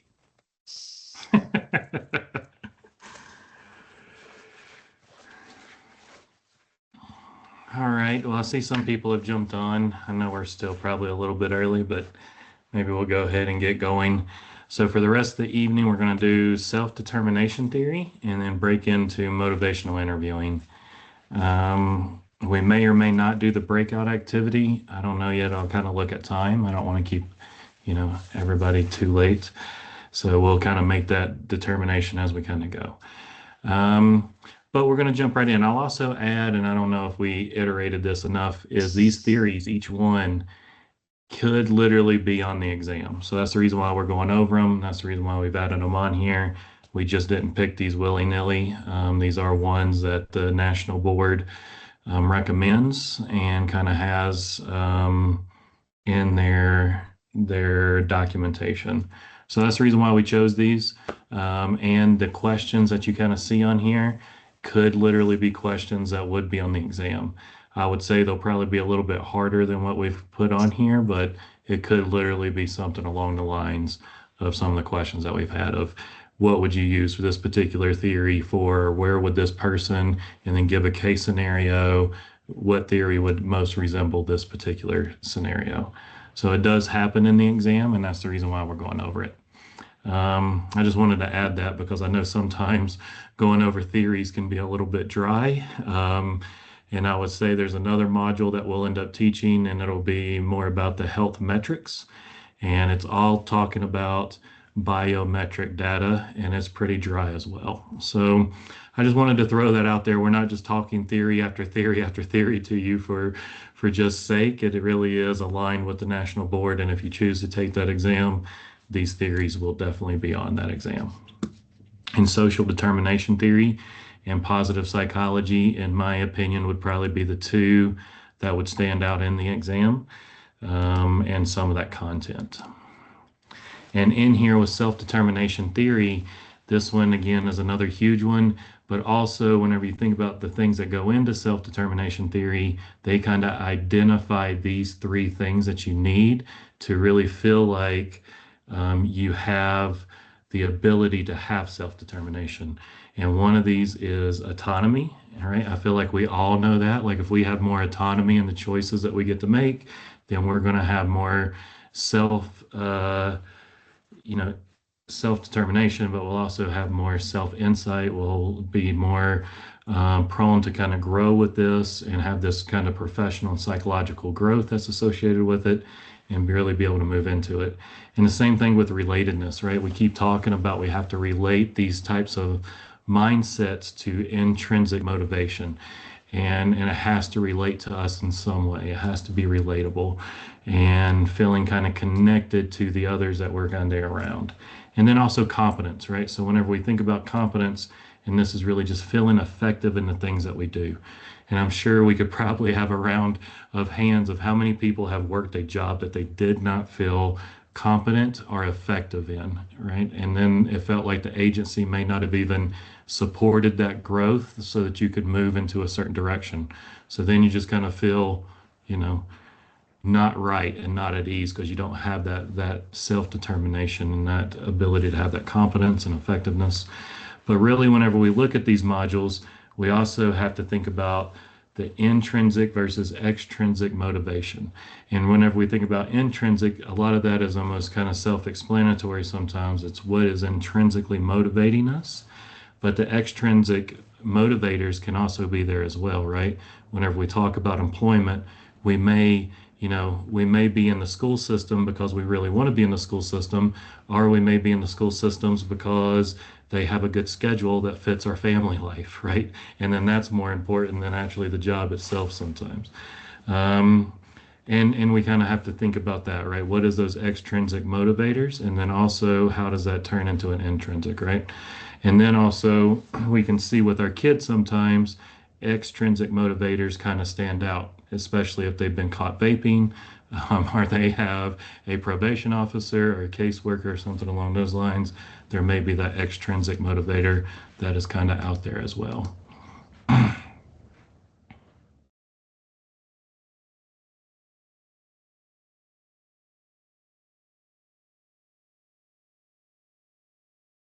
Um, so as we kind of think about self-determination theory, I really think some of the biggest things to think about would be definitely that professional growth. And in psychology, self-determination is an important concept that refers to a person's ability to make choices and manage their own life. This ability plays an important role in psychological health and well-being. So before we kind of get into the quiz, we kind of do this to break into the quiz, but I really kind of, whenever we think about self-determination theory, I think it really is that whenever we have the ability to have this self-determination, it increases our ability to accomplish our goals, identify how it's intrinsically valuable to us, and then also increases our well-being, which increases our overall health because we decrease stress whenever we kind of look at it through this mindset. Because if we have those three concepts of autonomy, relatedness, and connectedness, then we can, feel more healthy at the end of the day. So, first question, according to self-determination theory, we all have a need for optimal cognitive functioning, meaningful work, psychological growth, or peak physical performance. So which one do y'all think this would be?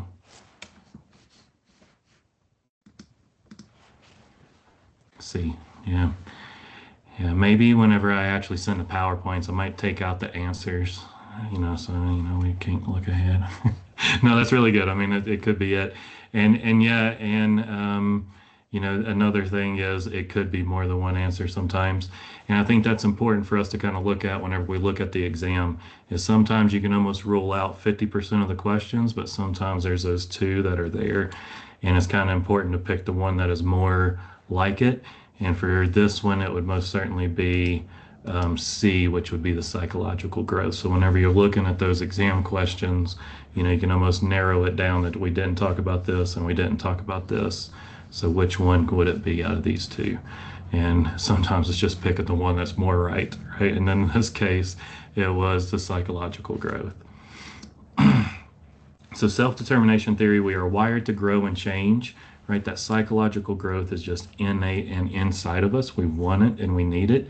And if we're not getting that type of growth, then we end up kind of having, depression, anxiety, some other types of things that we kind of see in the workplace, right? Burnout and those types of pieces. And then making our own choices, having that control in our own lives, right? That I think is a fundamental thing that we all want to have and don't ever want it restricted. So thinking about the second question, according to self-determination theory, the universal psychological needs include knowledge, self-reflection and self-assessment, self-esteem, identity and purpose, vision, mission and goals, or competence, connectedness, and autonomy. Really, that should probably be relatedness and competence and autonomy. So I probably need to change that, but yes, so D is the answer. So relatedness, connectedness is kind of the same whenever they put these together, but I should change that to reflect the other thing. So I'll change that, but remember that it's relatedness. All right, so whenever we kind of break this down and start really talking about self-determination theory, right? Universal psychological needs are competence, connectedness, and autonomy. And then consider, how can you all facilitate self-determination theory, either whenever you start working with clients or even in your students, or kind of where you kind of see some of these skills being able to implement into working with people. So how can you kind of implement that self-determination into people?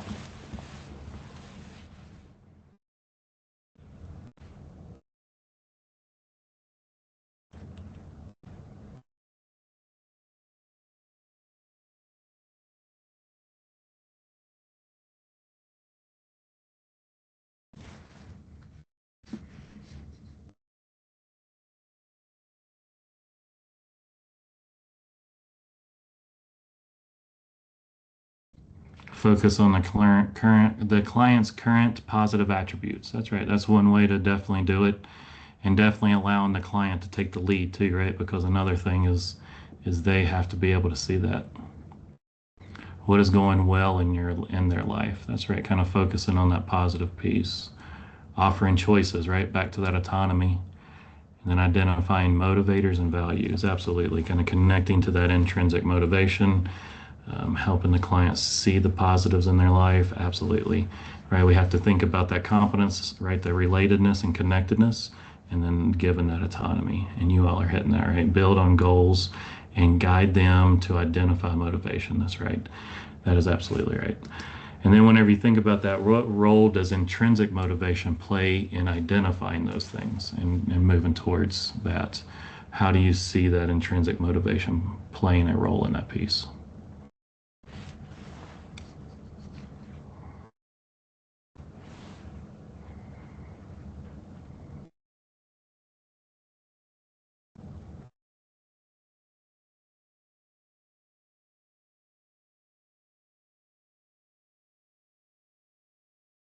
Believing in themselves. Absolutely. Build self-esteem and awareness. That's right. Absolutely. And I'd also add to that it also builds on their why, right? So if you can honestly think about whenever we can connect to the why of what we want to do, then that's really what's driving it to want to make that change, which is more sustainable and adds over time, right? So, and it serves as that anchor point as you're kind of moving forward into those goals. Is that why is always that piece that you'll revert back to.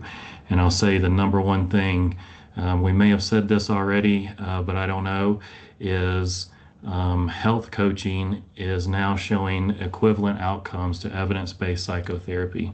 And I think one of the main reasons why is because of that connection back to the intrinsic motivation, that why, that mission statement, that purpose statement that we'll talk about whenever we get into the crux or the structure of coaching. So patient activation and engagement models. This one seems a little bit more clinical and doesn't seem that, if we had to say one theory didn't fit within a coaching type of thing, I would say this would be the theory. But it really talks more about activating knowledge, skills, and confidence in patients so that they can actively engage in their healthcare. And the reason why I say if there was one that didn't really fit in, it's because health coaching doesn't necessarily provide knowledge and skills, right? We help facilitate a conversation that helps guide them towards them gaining the knowledge and skills at their own, on their own time and accord and goals and things like that. So, and then that builds the confidence. So I would say, again, this seems a little bit more clinical. It has 4 different levels to it. A patient goes from passive to knowledge to active participant to empowered decision maker. And whenever they do that, then it improves their health outcomes and patient experience and potentially lowers health cost. So whenever we really kind of break this one down, overall, the idea behind patient activation and engagement models is that we're activating them to get motivated, right? So that's kind of the motivational side of things. We're trying to tap into that, but we're also trying to get them to engage in knowledge and skills and try to learn those things to improve their confidence over time. And that's really what we're saying will help improve their outcomes and then also potentially lower their healthcare costs and just lower those types of things. So the patient activation model recognizes and describes how medical providers can effectively describe treatments to patients, ways for patients to be more compliant with treatment, the importance seeking alternative medical care, or how to get patients involved in gaining the knowledge and skills to better manage their health. Yeah. Yes, D. So really it is how to get patients involved to gaining the knowledge and skills to better manage their health. And I'll say, if you had to compare this model with something that you might see out there, I think one would be something like diabetes education models, right? To where they might have a coaching diabetic model. This is really one that is kind of aligned with something like that.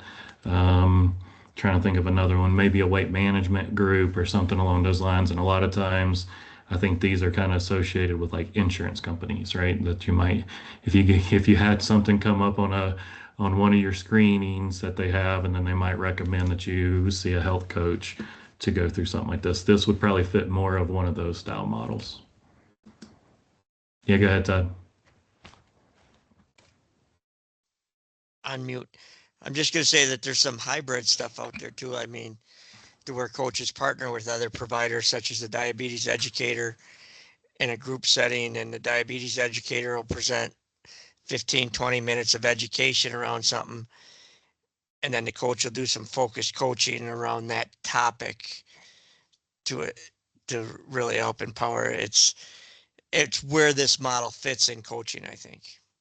Yeah, that's a great, yeah, thanks for adding that, because that is true. Like this model would fit extremely well with someone that complements what you're kind of going over. And a lot of times it is, I think that's a good example as a nutritionist or a dietitian that would be in there talking about maybe healthy eating for diabetes, and then they would do that. And then a health coach doesn't necessarily have to provide that education, which kind of keeps back into their scope of practice and things they want to do.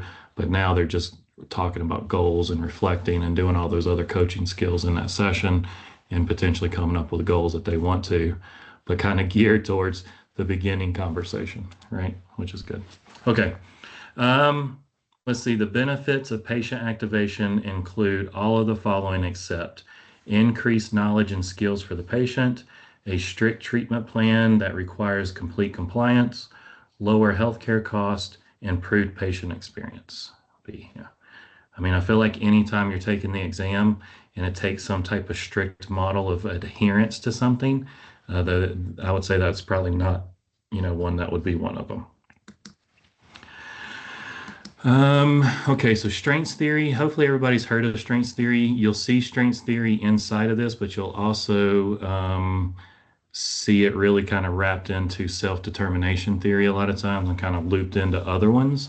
But you might see strengths theory kind of looped into some of these. And this is really people feel and function better if they are using their strengths. And then multiple assessment tools exist for identifying strengths. The reason why we only keep this to one slide is we're actually going to go over a strengths things you are. We're going to fill out a strength assessment. We're going to talk about how to implement something like that in a coaching in the future. So that's the reason why it's only one slide here. But strengths theory, right, ultimately is if we focus on our strengths, then people can get better, and then they are in better environments. If we had to really wrap it up into one kind of sentence.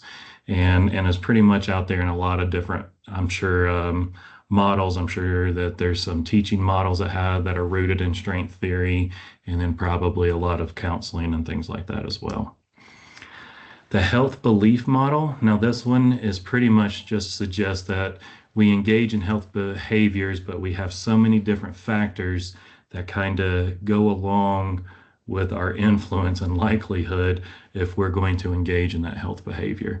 And I think some of these are understandable, and it kind of goes from kind of bad to easier, I guess you can say. But perceived severity is definitely one of them, right? And then perceived susceptibility, perceived barriers, but then you kind of get onto positive side, perceived benefits, perceived factors, and then cues to action.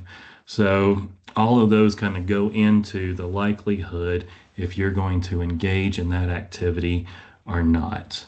And anyway, I think this is really interesting to kind of think about, because a lot of times whenever we think about perceptions, right, perceptions can sometimes be changed. And whenever we think about that perceived severity, susceptibility, and barriers and benefits, those benefits can, and all of that could really be on a pendulum as well within inside of this, because the perceived benefits, like I said, could change. And a good example of this would kind of be your work-life balance, right? If you need more money, or you need more benefits because you need better healthcare benefits than what the school district offers, then it might be time that you're looking for other jobs and different things like that that has maybe better benefits. So that perception can kind of change based on life events, right? I always give the example of perceived benefits is I had really good benefits at one point in time, and I thought they were really good. And then whenever we were going to have a baby, we found out that it was going to cost around $4,500 to $6,500 just to have our baby. And then I went back into the military and it cost us like $36 or something, you know? So, again, I didn't want to go back into the military, but you know, that whole cost and benefit, right? So the perceived benefits definitely outweighed kind of what I wanted to do at the time. But I think that's important for us to kind of see because that perception shifts and can change, and is important for us as coaches moving forward to understand that whenever we're working with our clients. Because another thing, whenever we work with our clients, a lot of times what coaches have a hard time understanding is whenever they should allow a client to change goals or not, right? There's this big thing about patient-centered care, and that every time a client comes in, then they might need to work on a different goal. And sometimes that is ambivalence, right? And we as coaches need to figure out if that's ambivalence or if it is truly a life factor, like having a baby that might need them to change, right? A goal or something like that. And that's going to be some fine tuning.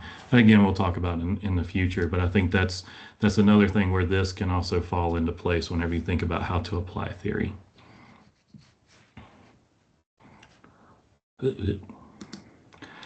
So I do have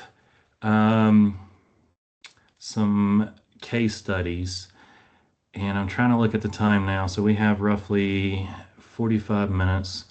So maybe one thing that we can do is I share the screen, and then we kind of talk about how a theory might be able to apply instead of actually doing the breakout. Does everybody feel comfortable with that, or would y'all prefer to do the breakout? Any strong feelings either way? Sounds good. Okay. Well, then let's do that. Let me pull it up real quick. Here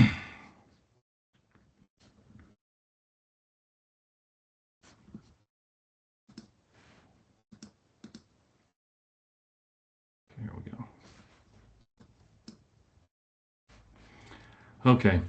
So I have 2 adults and then 2 kids. Maybe we just do one of each. So we'll just do the first 2. So Samantha, a 7th grader, is an excellent student, but puts immense pressure on herself to achieve perfect grades. She often feels anxious and avoids participating in group activities for fear of making mistakes. I think first, what theory do we think really applies with Samantha? Or how could we see theory applying to either one of these, to Samantha? And then what strategies might help her balance her decisions for achievement of her well-being?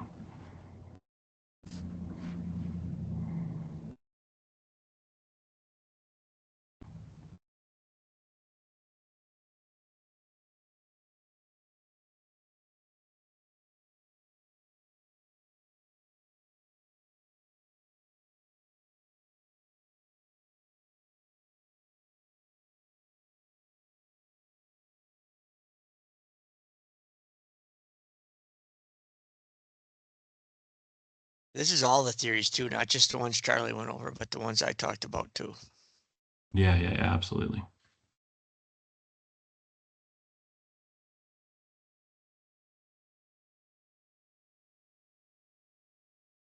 Would it help if I told you there are no wrong answers? You just gotta, it's Social kind of like cognitive math. You just thinking. gotta show your work.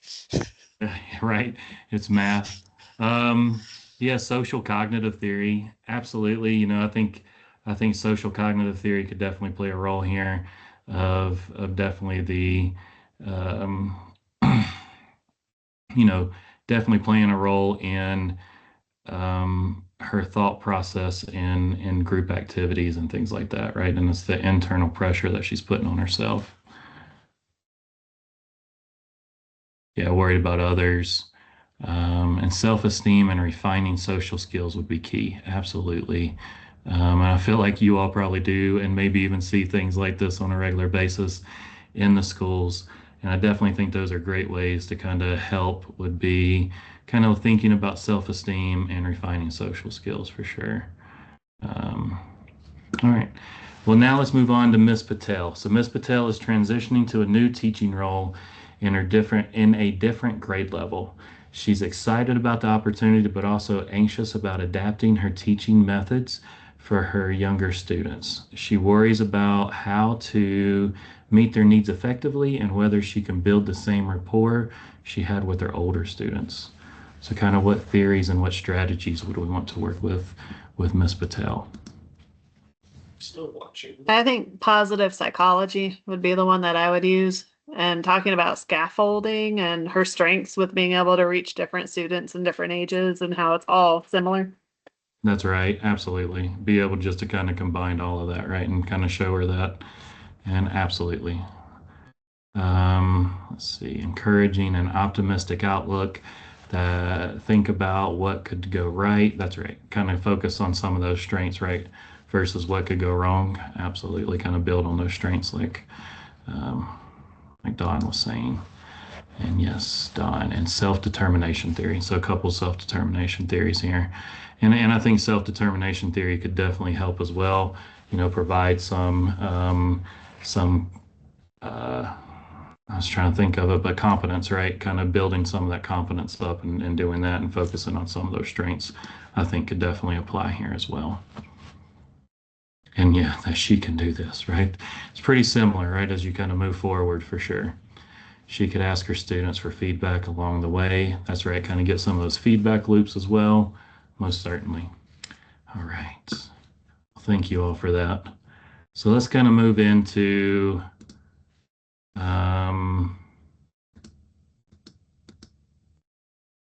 well, let's do this. But what are your takeaways regarding the role of psychological theories and concepts in health coaching?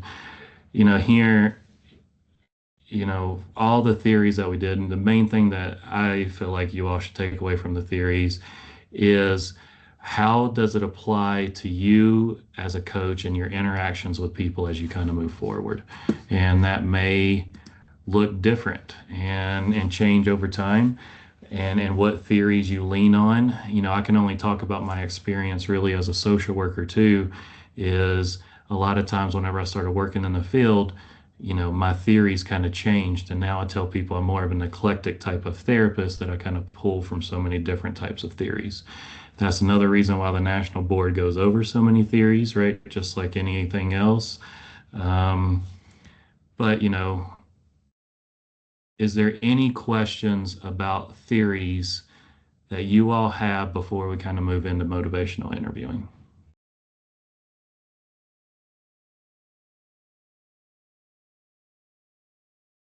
Too easy. Okay. Well, if you do have any questions, let us know.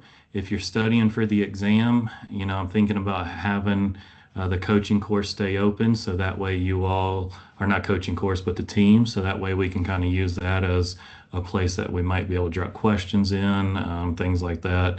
So if there are questions, please let us know. Yeah, mixing theories and giving each client a building block that sets to build their plan based on their needs is important. Absolutely. All right, so moving into motivational interviewing. How many people here have actually been through a motivational interviewing training and know kind of what motivational interviewing is? All right, so I see some hands. So for the folks who have been through motivational interviewing training, what is kind of your common definition of what motivational interviewing is, if you don't mind?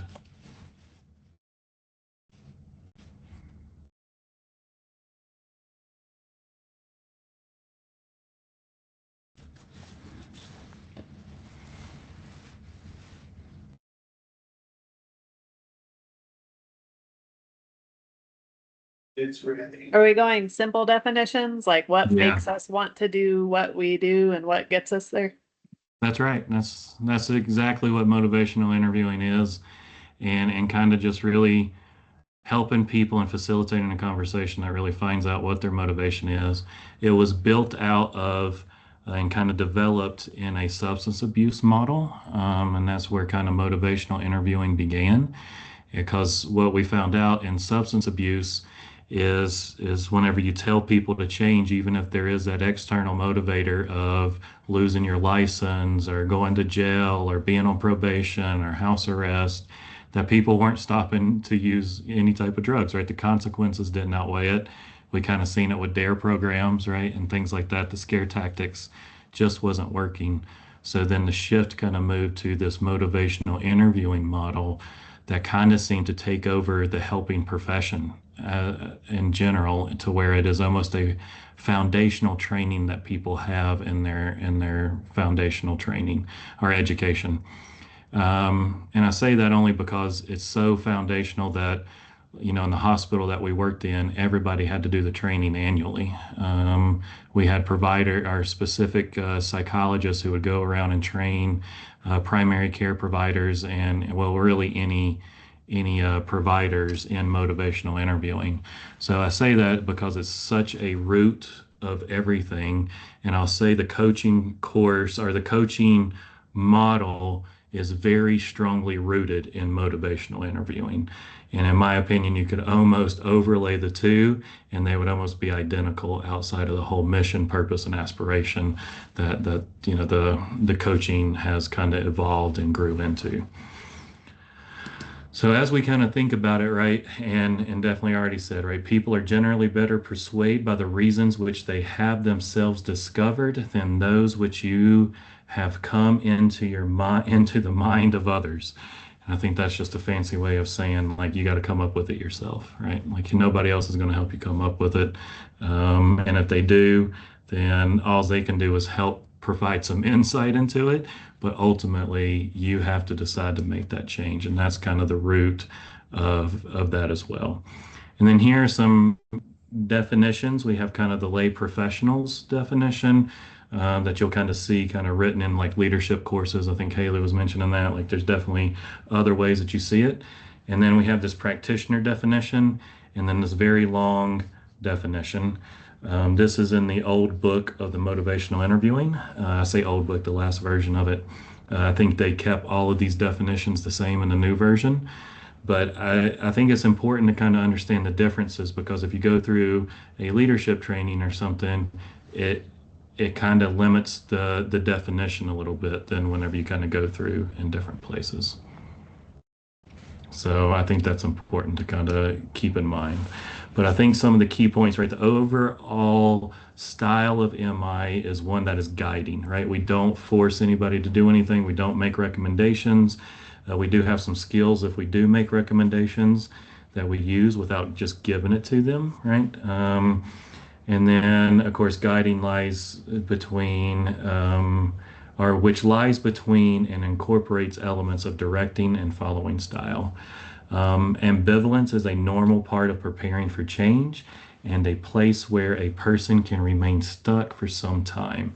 And I think this is another big piece that kind of stands out in coaching, is the ambivalence piece, right? Is we don't really judge the ambivalence piece, and then we kind of work around that.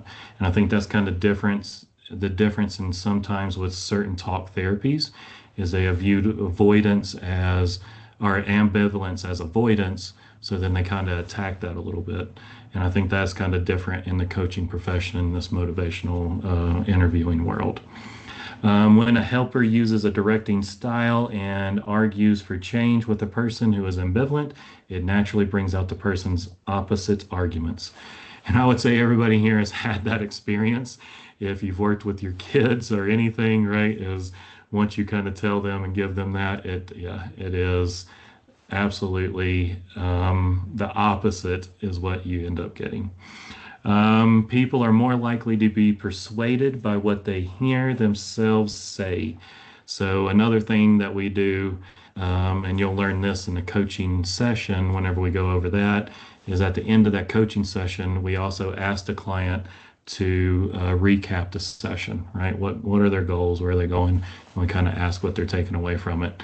And part of that is because of the motivational structure that is in there, or the motivational interview structure that is in there, is because that's a major piece. Is we need to make sure that they hear the recap of that session, right? Because research shows it, motivational interviewing shows it, and it's there. So this is kind of a map that is out there that is kind of the framework of MI. And whenever we look at this, you kind of flow through here. You kind of start with the spirit, and then you kind of understand the processes, which we'll kind of go over, and then guiding principles, which is kind of always ongoing. So here is kind of where you start. You're kind of having this partnership and collaboration and working with them. Then you're kind of going through this process of those things, are discussing their goals and mission and aspiration and values. And then you're constantly going through this guiding principle of motivational interviewing while you're doing that. So these are kind of things that are ongoing as you're working with clients. And then whenever you get down here to commitment, this is kind of going to be later on in some of the stages of coaching, because you're going to get that commitment from them and kind of work in that area. So if you kind of looked at it, whenever we go over coaching, you're kind of going to be looking at like stage 1, roughly stage 2, 3, and into 4 and some other things. And then down here would definitely be stage 3 and 4, right? So you're going to kind of be, if you had to mirror this into coaching whenever we get into it. So first we're going to start with the spirits. And in motivational interviewing, if you read the book, if you want to read the book and do all those things, you'll see that they are full of acronyms. So if you're a military person or a government person, there's a lot of acronyms, right? So, you know, here you'll definitely get used to them. So the first one is going to be PACE. Motivational interviewing, right? The spirit, kind of what is the spirit? How are we approaching this client?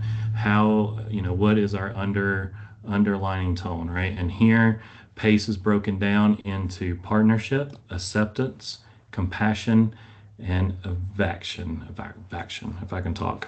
But whenever we break these down, we can really kind of start to think about it, right? Partnership is really just that collaborative relationship, right? It's that mindset that, you know, let's figure out together how we can, you know, can do this, right? And we're kind of creating that mindset.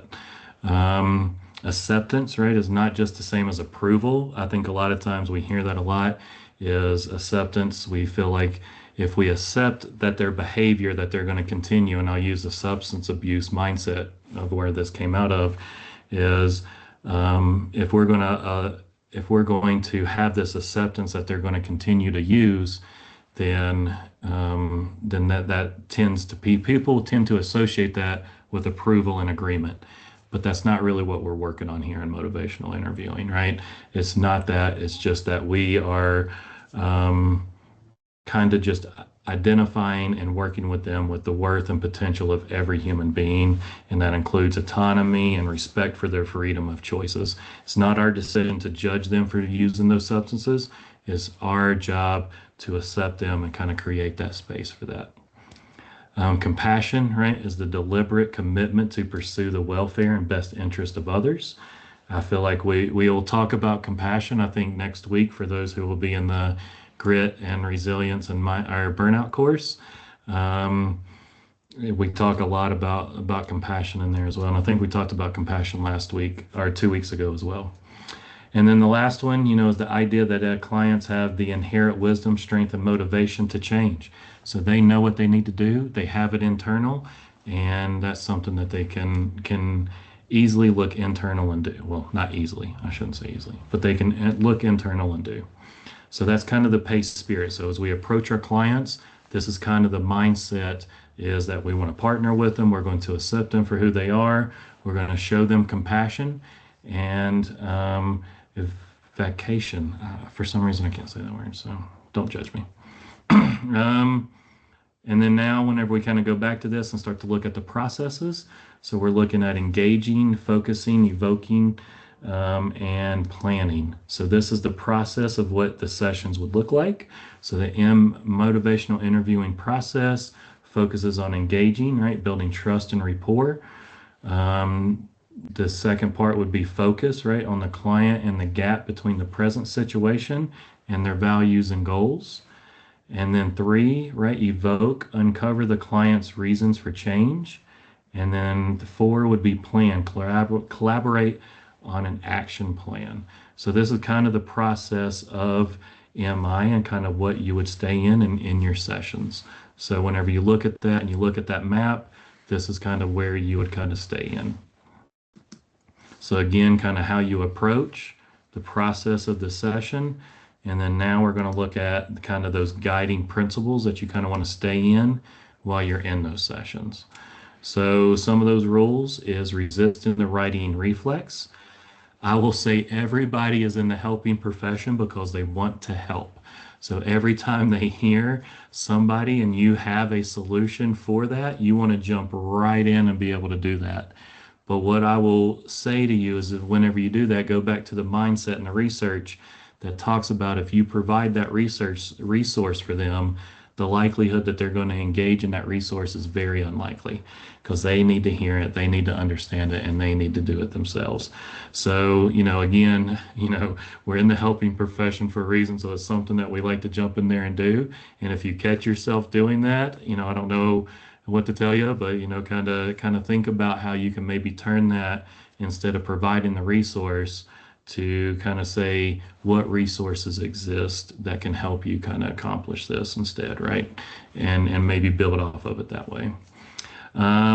Understand, right? You kind of have to understand that problem and understand the perspective of what they are looking at. Reflect feelings and experiences that kind of show that you understand here. And that's really kind of what we're looking at, is really those reflections. And kind of that piece of just, I'm here with you and I understand, is kind of that dance between comfort and empowerment. Absolutely right. Comfort and empowerment, for sure. Definitely trying to fight that writing reflex. Let's see, listen, right? You always want to listen.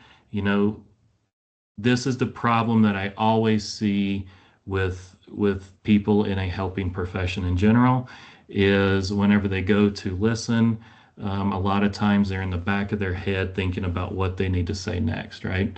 They're thinking about, man, how, and especially as you're kind of getting into the coaching field and you're going to be working in some of these different role play, or not role plays, but these coaching videos that you're going to submit and things like that. It's you're going to be thinking in the back of your head, like, man, I'm going to have to say a good reflection after this, right? So that's going to be a hard one, kind of staying present and listening to the person. And, there's an old quote from Stephen Covey, if anybody knows who he is, that says, seek first to understand. And that can kind of help with listening. Go ahead, Todd. Oh, it's funny. On mute. I just want to say that resisting the writing reflex, and you hit this spot on the head with, we're all fixers and we have the answers. But I guess when you guys get into the coaching, you're going to find it liberating not to have the answers, because a lot of us put ourselves under pressure. We got to be able to fix. But if you take on those qualities of a coach and you listen to understand somebody, and you're using motivational interviewing and seeking to empower, it's liberating to be a coach in that regard, and not to have those answers, not to have the fix. That's right. A lot of people and health professionals really want to go into the coaching field because it eliminates some of that pressure. One thing, if you're a counselor therapist style, is a lot of counselors and therapists want to be in a evidence-based protocol, and they want everything kind of handed to them and those types of things. Whereas in giving that advice and those skills and, kind of just being able to shoot those things off, and here it kind of takes that pressure away. We don't have to do any of that. We don't have to provide those skills. We don't have to provide all those other things. And it kind of gives you that freedom. Oh, I think I forgot one. Empower, right? Empower is the last one, R and R. And that's really, doing all the things that we need to, like reflecting back to them their strengths, right? Kind of taking that strength-based approach and kind of empowering them and allowing them to see their strengths. So rolling with resistance is another big thing that we hear, and we do not want to fight with anybody, right? And I've seen a couple people in the chat talking about it's a dance, right? Because it really is. We're trying to find that dance. We want to roll with resistance. We don't want to get into that fighting mindset of, they're just saying things to try to poke at the process at this point. And we don't want to do those things. So we want to reflect, reframe, recognize what the client wants, reinforce personal choice and control, and then refocus, and then come alongside of me, right? Like, let's go together as we do this. It would be easier with a cookie cutter guide, but part of coaching is that we need to form a plan based on the client. That's right. That it's we're taking away the cookie cutter mindset because people aren't cookie cutters, right? We might be able to structure a conversation to help people guide that way, but we definitely want to make sure that it's an individual care plan that these people are walking away with. So again, here, this is how we approach it. This is kind of the process of the session. These are some of those guiding principles you don't want to go away from, and that is kind of present in every session that you conduct. So approach, structure, kind of some of those underlying philosophies. And then next is going to be the motivational interviewing skills. And with the skills, they have this with OARS, which is open-ended questions, questions to invite the person to reflect and elaborate. Here, open-ended versus closed-ended questions. I'm sure everybody here knows the difference between those. But what I'll say is there's definitely a need for both sometimes. But if you ever catch yourself asking way too many more closed-ended questions, then that would be a red flag for coaching, right? Because you're kind of pinpointing things. And if you catch yourself doing that, I kind of tell people sometimes that kind of shows that you're guiding that conversation a whole lot more. Because if you're doing a whole lot more, closed-ended questions, then that's just more guiding of that process. And open-ended allows the client to be able to give a thoughtful answer, and then allows you to reflect on that. So that kind of gives that affirmation, right? Recognizing and commenting on the client's particular strengths. So you can kind of do that in lieu of some of that reflective listening whenever you're reflecting those things back to them. So affirmations, recognizing and commenting on the client's particular strengths, good steps and intentions, right? And even here, whenever we think about it, motivational interviewing, we don't judge, right? So if they don't accomplish a goal or they went back to using or any of those types of things, we still try to find the strength behind that, right? If they went and used and then they were frustrated with that, then we say, hey, you thought about not using, right? Right. So we try to find the strengths and we try to pull that out. And if they were using exercise, right? If they only exercised for one 15-minute walk, but they were supposed to exercise 3 days that week, right? Wow, what did that really feel like walking for that 15 minutes? How did it feel afterwards, right? And we kind of focus on that more than we would focus on the other side of that. Reflective listening. That is make a guess about what the client's meaning. A lot of times, especially new coaches or people new to the helping field, they always kind of trip up on this because they don't want to assume sometimes of maybe like adding emotional undertone and things like that. I'll say I have never ran into it to where a client didn't correct me if I was way off base. They would be like, well, no, that's not what I was thinking. This is it, right? And then they would kind of, jump back into that. So definitely don't feel like you can't do reflective listening. And then, of course, summaries, right? We want to provide summaries of what they say. I feel like a lot of times, though, a lot of new coaches struggle between what is a reflection and what is a summary. A reflection is usually shorter. A summary is going to be a lot longer. So if you catch yourself almost saying more than one sentence, you're probably in a summary phase, and you don't want to do, summaries after every time somebody talks. That's usually you want to summarize something after a concept may have passed or something along those lines. And then let me go into, so this is, and we're going to do a whole other skill based on this, so I'm not going to jump into it too much. But whenever we do provide some type of resource or anything in the helping profession, we should really use elicit, provide, elicit. And if you look at the new book, or you'll maybe hear it say in other places as ask, tell, ask. And what this really means is whenever we know that a client might need something, or maybe we are talking about, hey, they're talking about resources within inside of the district, or they're talking about things maybe in the community, and you may have a resource for that. One way to implement it is we do ask, I don't know why that didn't pop up, is the very first thing that you do is you kind of elicit what type of information that they already know about the topic. So you're kind of going to say, what do you know about working inside of the district? And then they'll tell you what they know. Then you'll say, I do know a little bit about this. Would you mind if I provided you that information?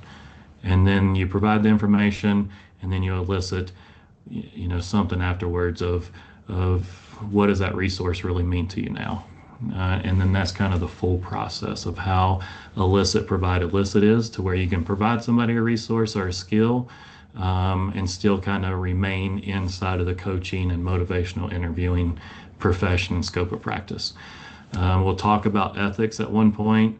Another bad thing about this is whenever it is in the scope of practice, and if you really get outside of that scope of practice to where you might be providing nutritional guidance, or you might be providing mental health guidance, you could get sued for that, because that is not inside of your scope of practice as a health and wellness coach.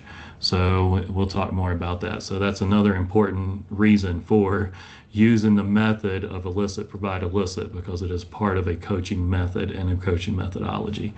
So I just always want to keep that in mind. And really, this has this really down here of really EPE equals EPE, PPPE, PPPE, right? Because it's really a whole process of kind of getting to that sometimes. So kind of going back to the spirit again and kind of moving down into the bottom parts, right? Because now we're moving more into kind of, now we've got them, we've built rapport with them, we kind of understand what their goals are, we know a little bit more about them. So now we're going to start breaking into change talk. And here we have the different types of change talks. So we have to kind of identify some of these things of, desires, things that we'll hear is I wish, I want, ability, I can, reason, if I can, then I can do this, right? And then need, I have to do this. And really listening for this type of language helps the coach really sense where a client is in their commitment to making change. And then you can kind of say, okay, well, this is more of a desire than what you really want to do, right? And then you can kind of use that as a way to kind of reflect that back to the client, going back to those skills, right? And then now you're kind of challenging that change talk and kind of implement it. So what would it be to move this from an I wish to an I want to, I can do this? Like, what's it going to take to make you do that? And then even thinking about from the ability, right? Then you're going to say, well, now that you can do that, what do you need to do to get that done? What is some of that reasoning behind it? And then it's like, well, now I need to go do this. So that's kind of the darn example, the best that I can kind of explain it. And this is just a way to kind of track that motivation and start changing the way that they're thinking about it. And I'll say whenever you do that, it's not going to be that easy as I just kind of walk down through it with that example, right? You might spend a lot of time in desire, right? Talking about desire and what is their desire, and really reflecting it, asking some open-ended questions, using those OARS. And then it might be now you're in ability. And now you're talking about that ability, and you might, be in that space for a while just talking about the ability. So, but that is kind of the rundown of how to kind of use DARN. So, and really what we're trying to do with DARN is developing this discrepancy, right? When I hear a conflict from the client, I want to blank, but I don't have enough time, money, reflect clearly that contradictory, right? Because we're wanting to show that contradictory, and that's really the power of motivational interviewing, is we're going to find that value gap, and we're going to point it out so that you can kind of see where that value gap is, right? And then we're going to align that gap back to what's most important to them, what their mission, aspiration, and purpose is. So that's really kind of the gap, or the reason for the darn and the change talk. But then now that we've done that, and then we kind of got them working on change, and that change talk is starting to be more relevant, then we want to get that commitment from them. And this is kind of that moving into that fourth, session of coaching or stage of coaching. And this is really gaining that commitment. And of course, the acronym here is CAT. It's the only cat picture that I found that I liked in the stock photos. But I know probably some people on here probably have pictures of cats that they could probably give me that I could put in here besides having that one. But this one ain't too bad. But so what we're looking at is commitment, right? So CAT is, the first one is commitment, right? And whenever we think about that, we just want to get that intention. We want to get that decision. And, an example would be kind of like, I'm ready to improve, whatever. I'm ready to improve my eating habits. I am ready. So I am going to do this. And you kind of get that forward thinking commitment from them. And then you're going to use activation, right? Like, some type of, it sounds like you're ready to make this, what would be your next step to be able to move forward for this commitment? So that would kind of be activating that commitment. And then taking steps, right? What steps are we going to do? And we're going to talk a lot about goal setting, and we're going to break goal setting down in the future. So this is kind of the piece to kind of get that piece. We are to get their commitment. Is we're going to basically ask them, is this your commitment to do? And we're going to activate that by doing some type of reflective listening, and then saying something along the lines of, what are you going to do to be able to, or what can you do to be able to stick to the schedule, or something along those lines, and kind of activate it, and then taking the next steps. So does anybody have any questions about this framework? And I can kind of run through it just real quick, right? The spirit is how we approach it. The process is kind of the overall session and the structure of the session. These are kind of guiding rules over here. And then these are the MI skills, right? The things that you use inside of the session, inside of this structure, as you're using these skills. And then the skills that you kind of use to use change talk is down here. And then you gain a commitment to move them forward. Does anybody have any questions about that piece?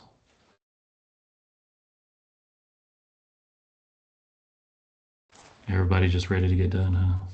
So I don't have a framework question, but do Yeah. you guys do like a confidentiality clause when you first start with your client, like they do in counseling? Like here are the, okay. Yeah, Just we'll making talk. sure. Yeah, we'll talk more about that on whenever we break into the club courses you can't miss. I think the very first one, Foundations of Coaching, we'll go over coaching agreements and kind of what has to go into those. And some of that is what you're talking about.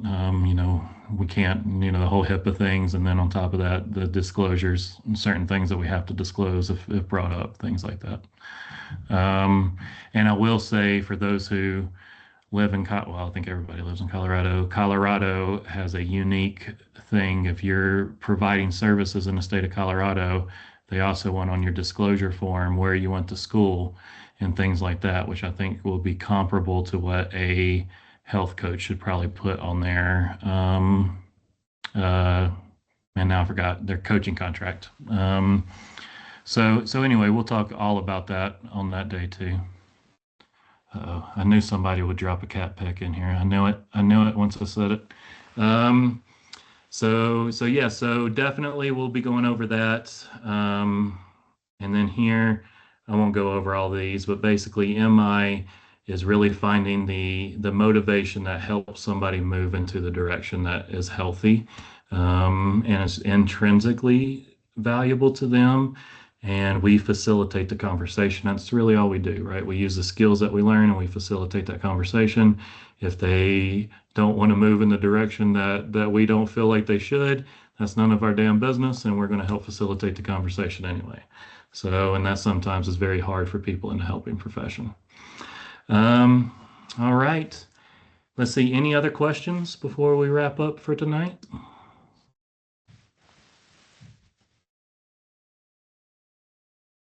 Yeah, all right. Well, if not, we'll go ahead and get off here. I'll stop the recording, and if y'all do have questions, please let me know. Otherwise, I will see some of you all next week. I know some of you won't be there, but for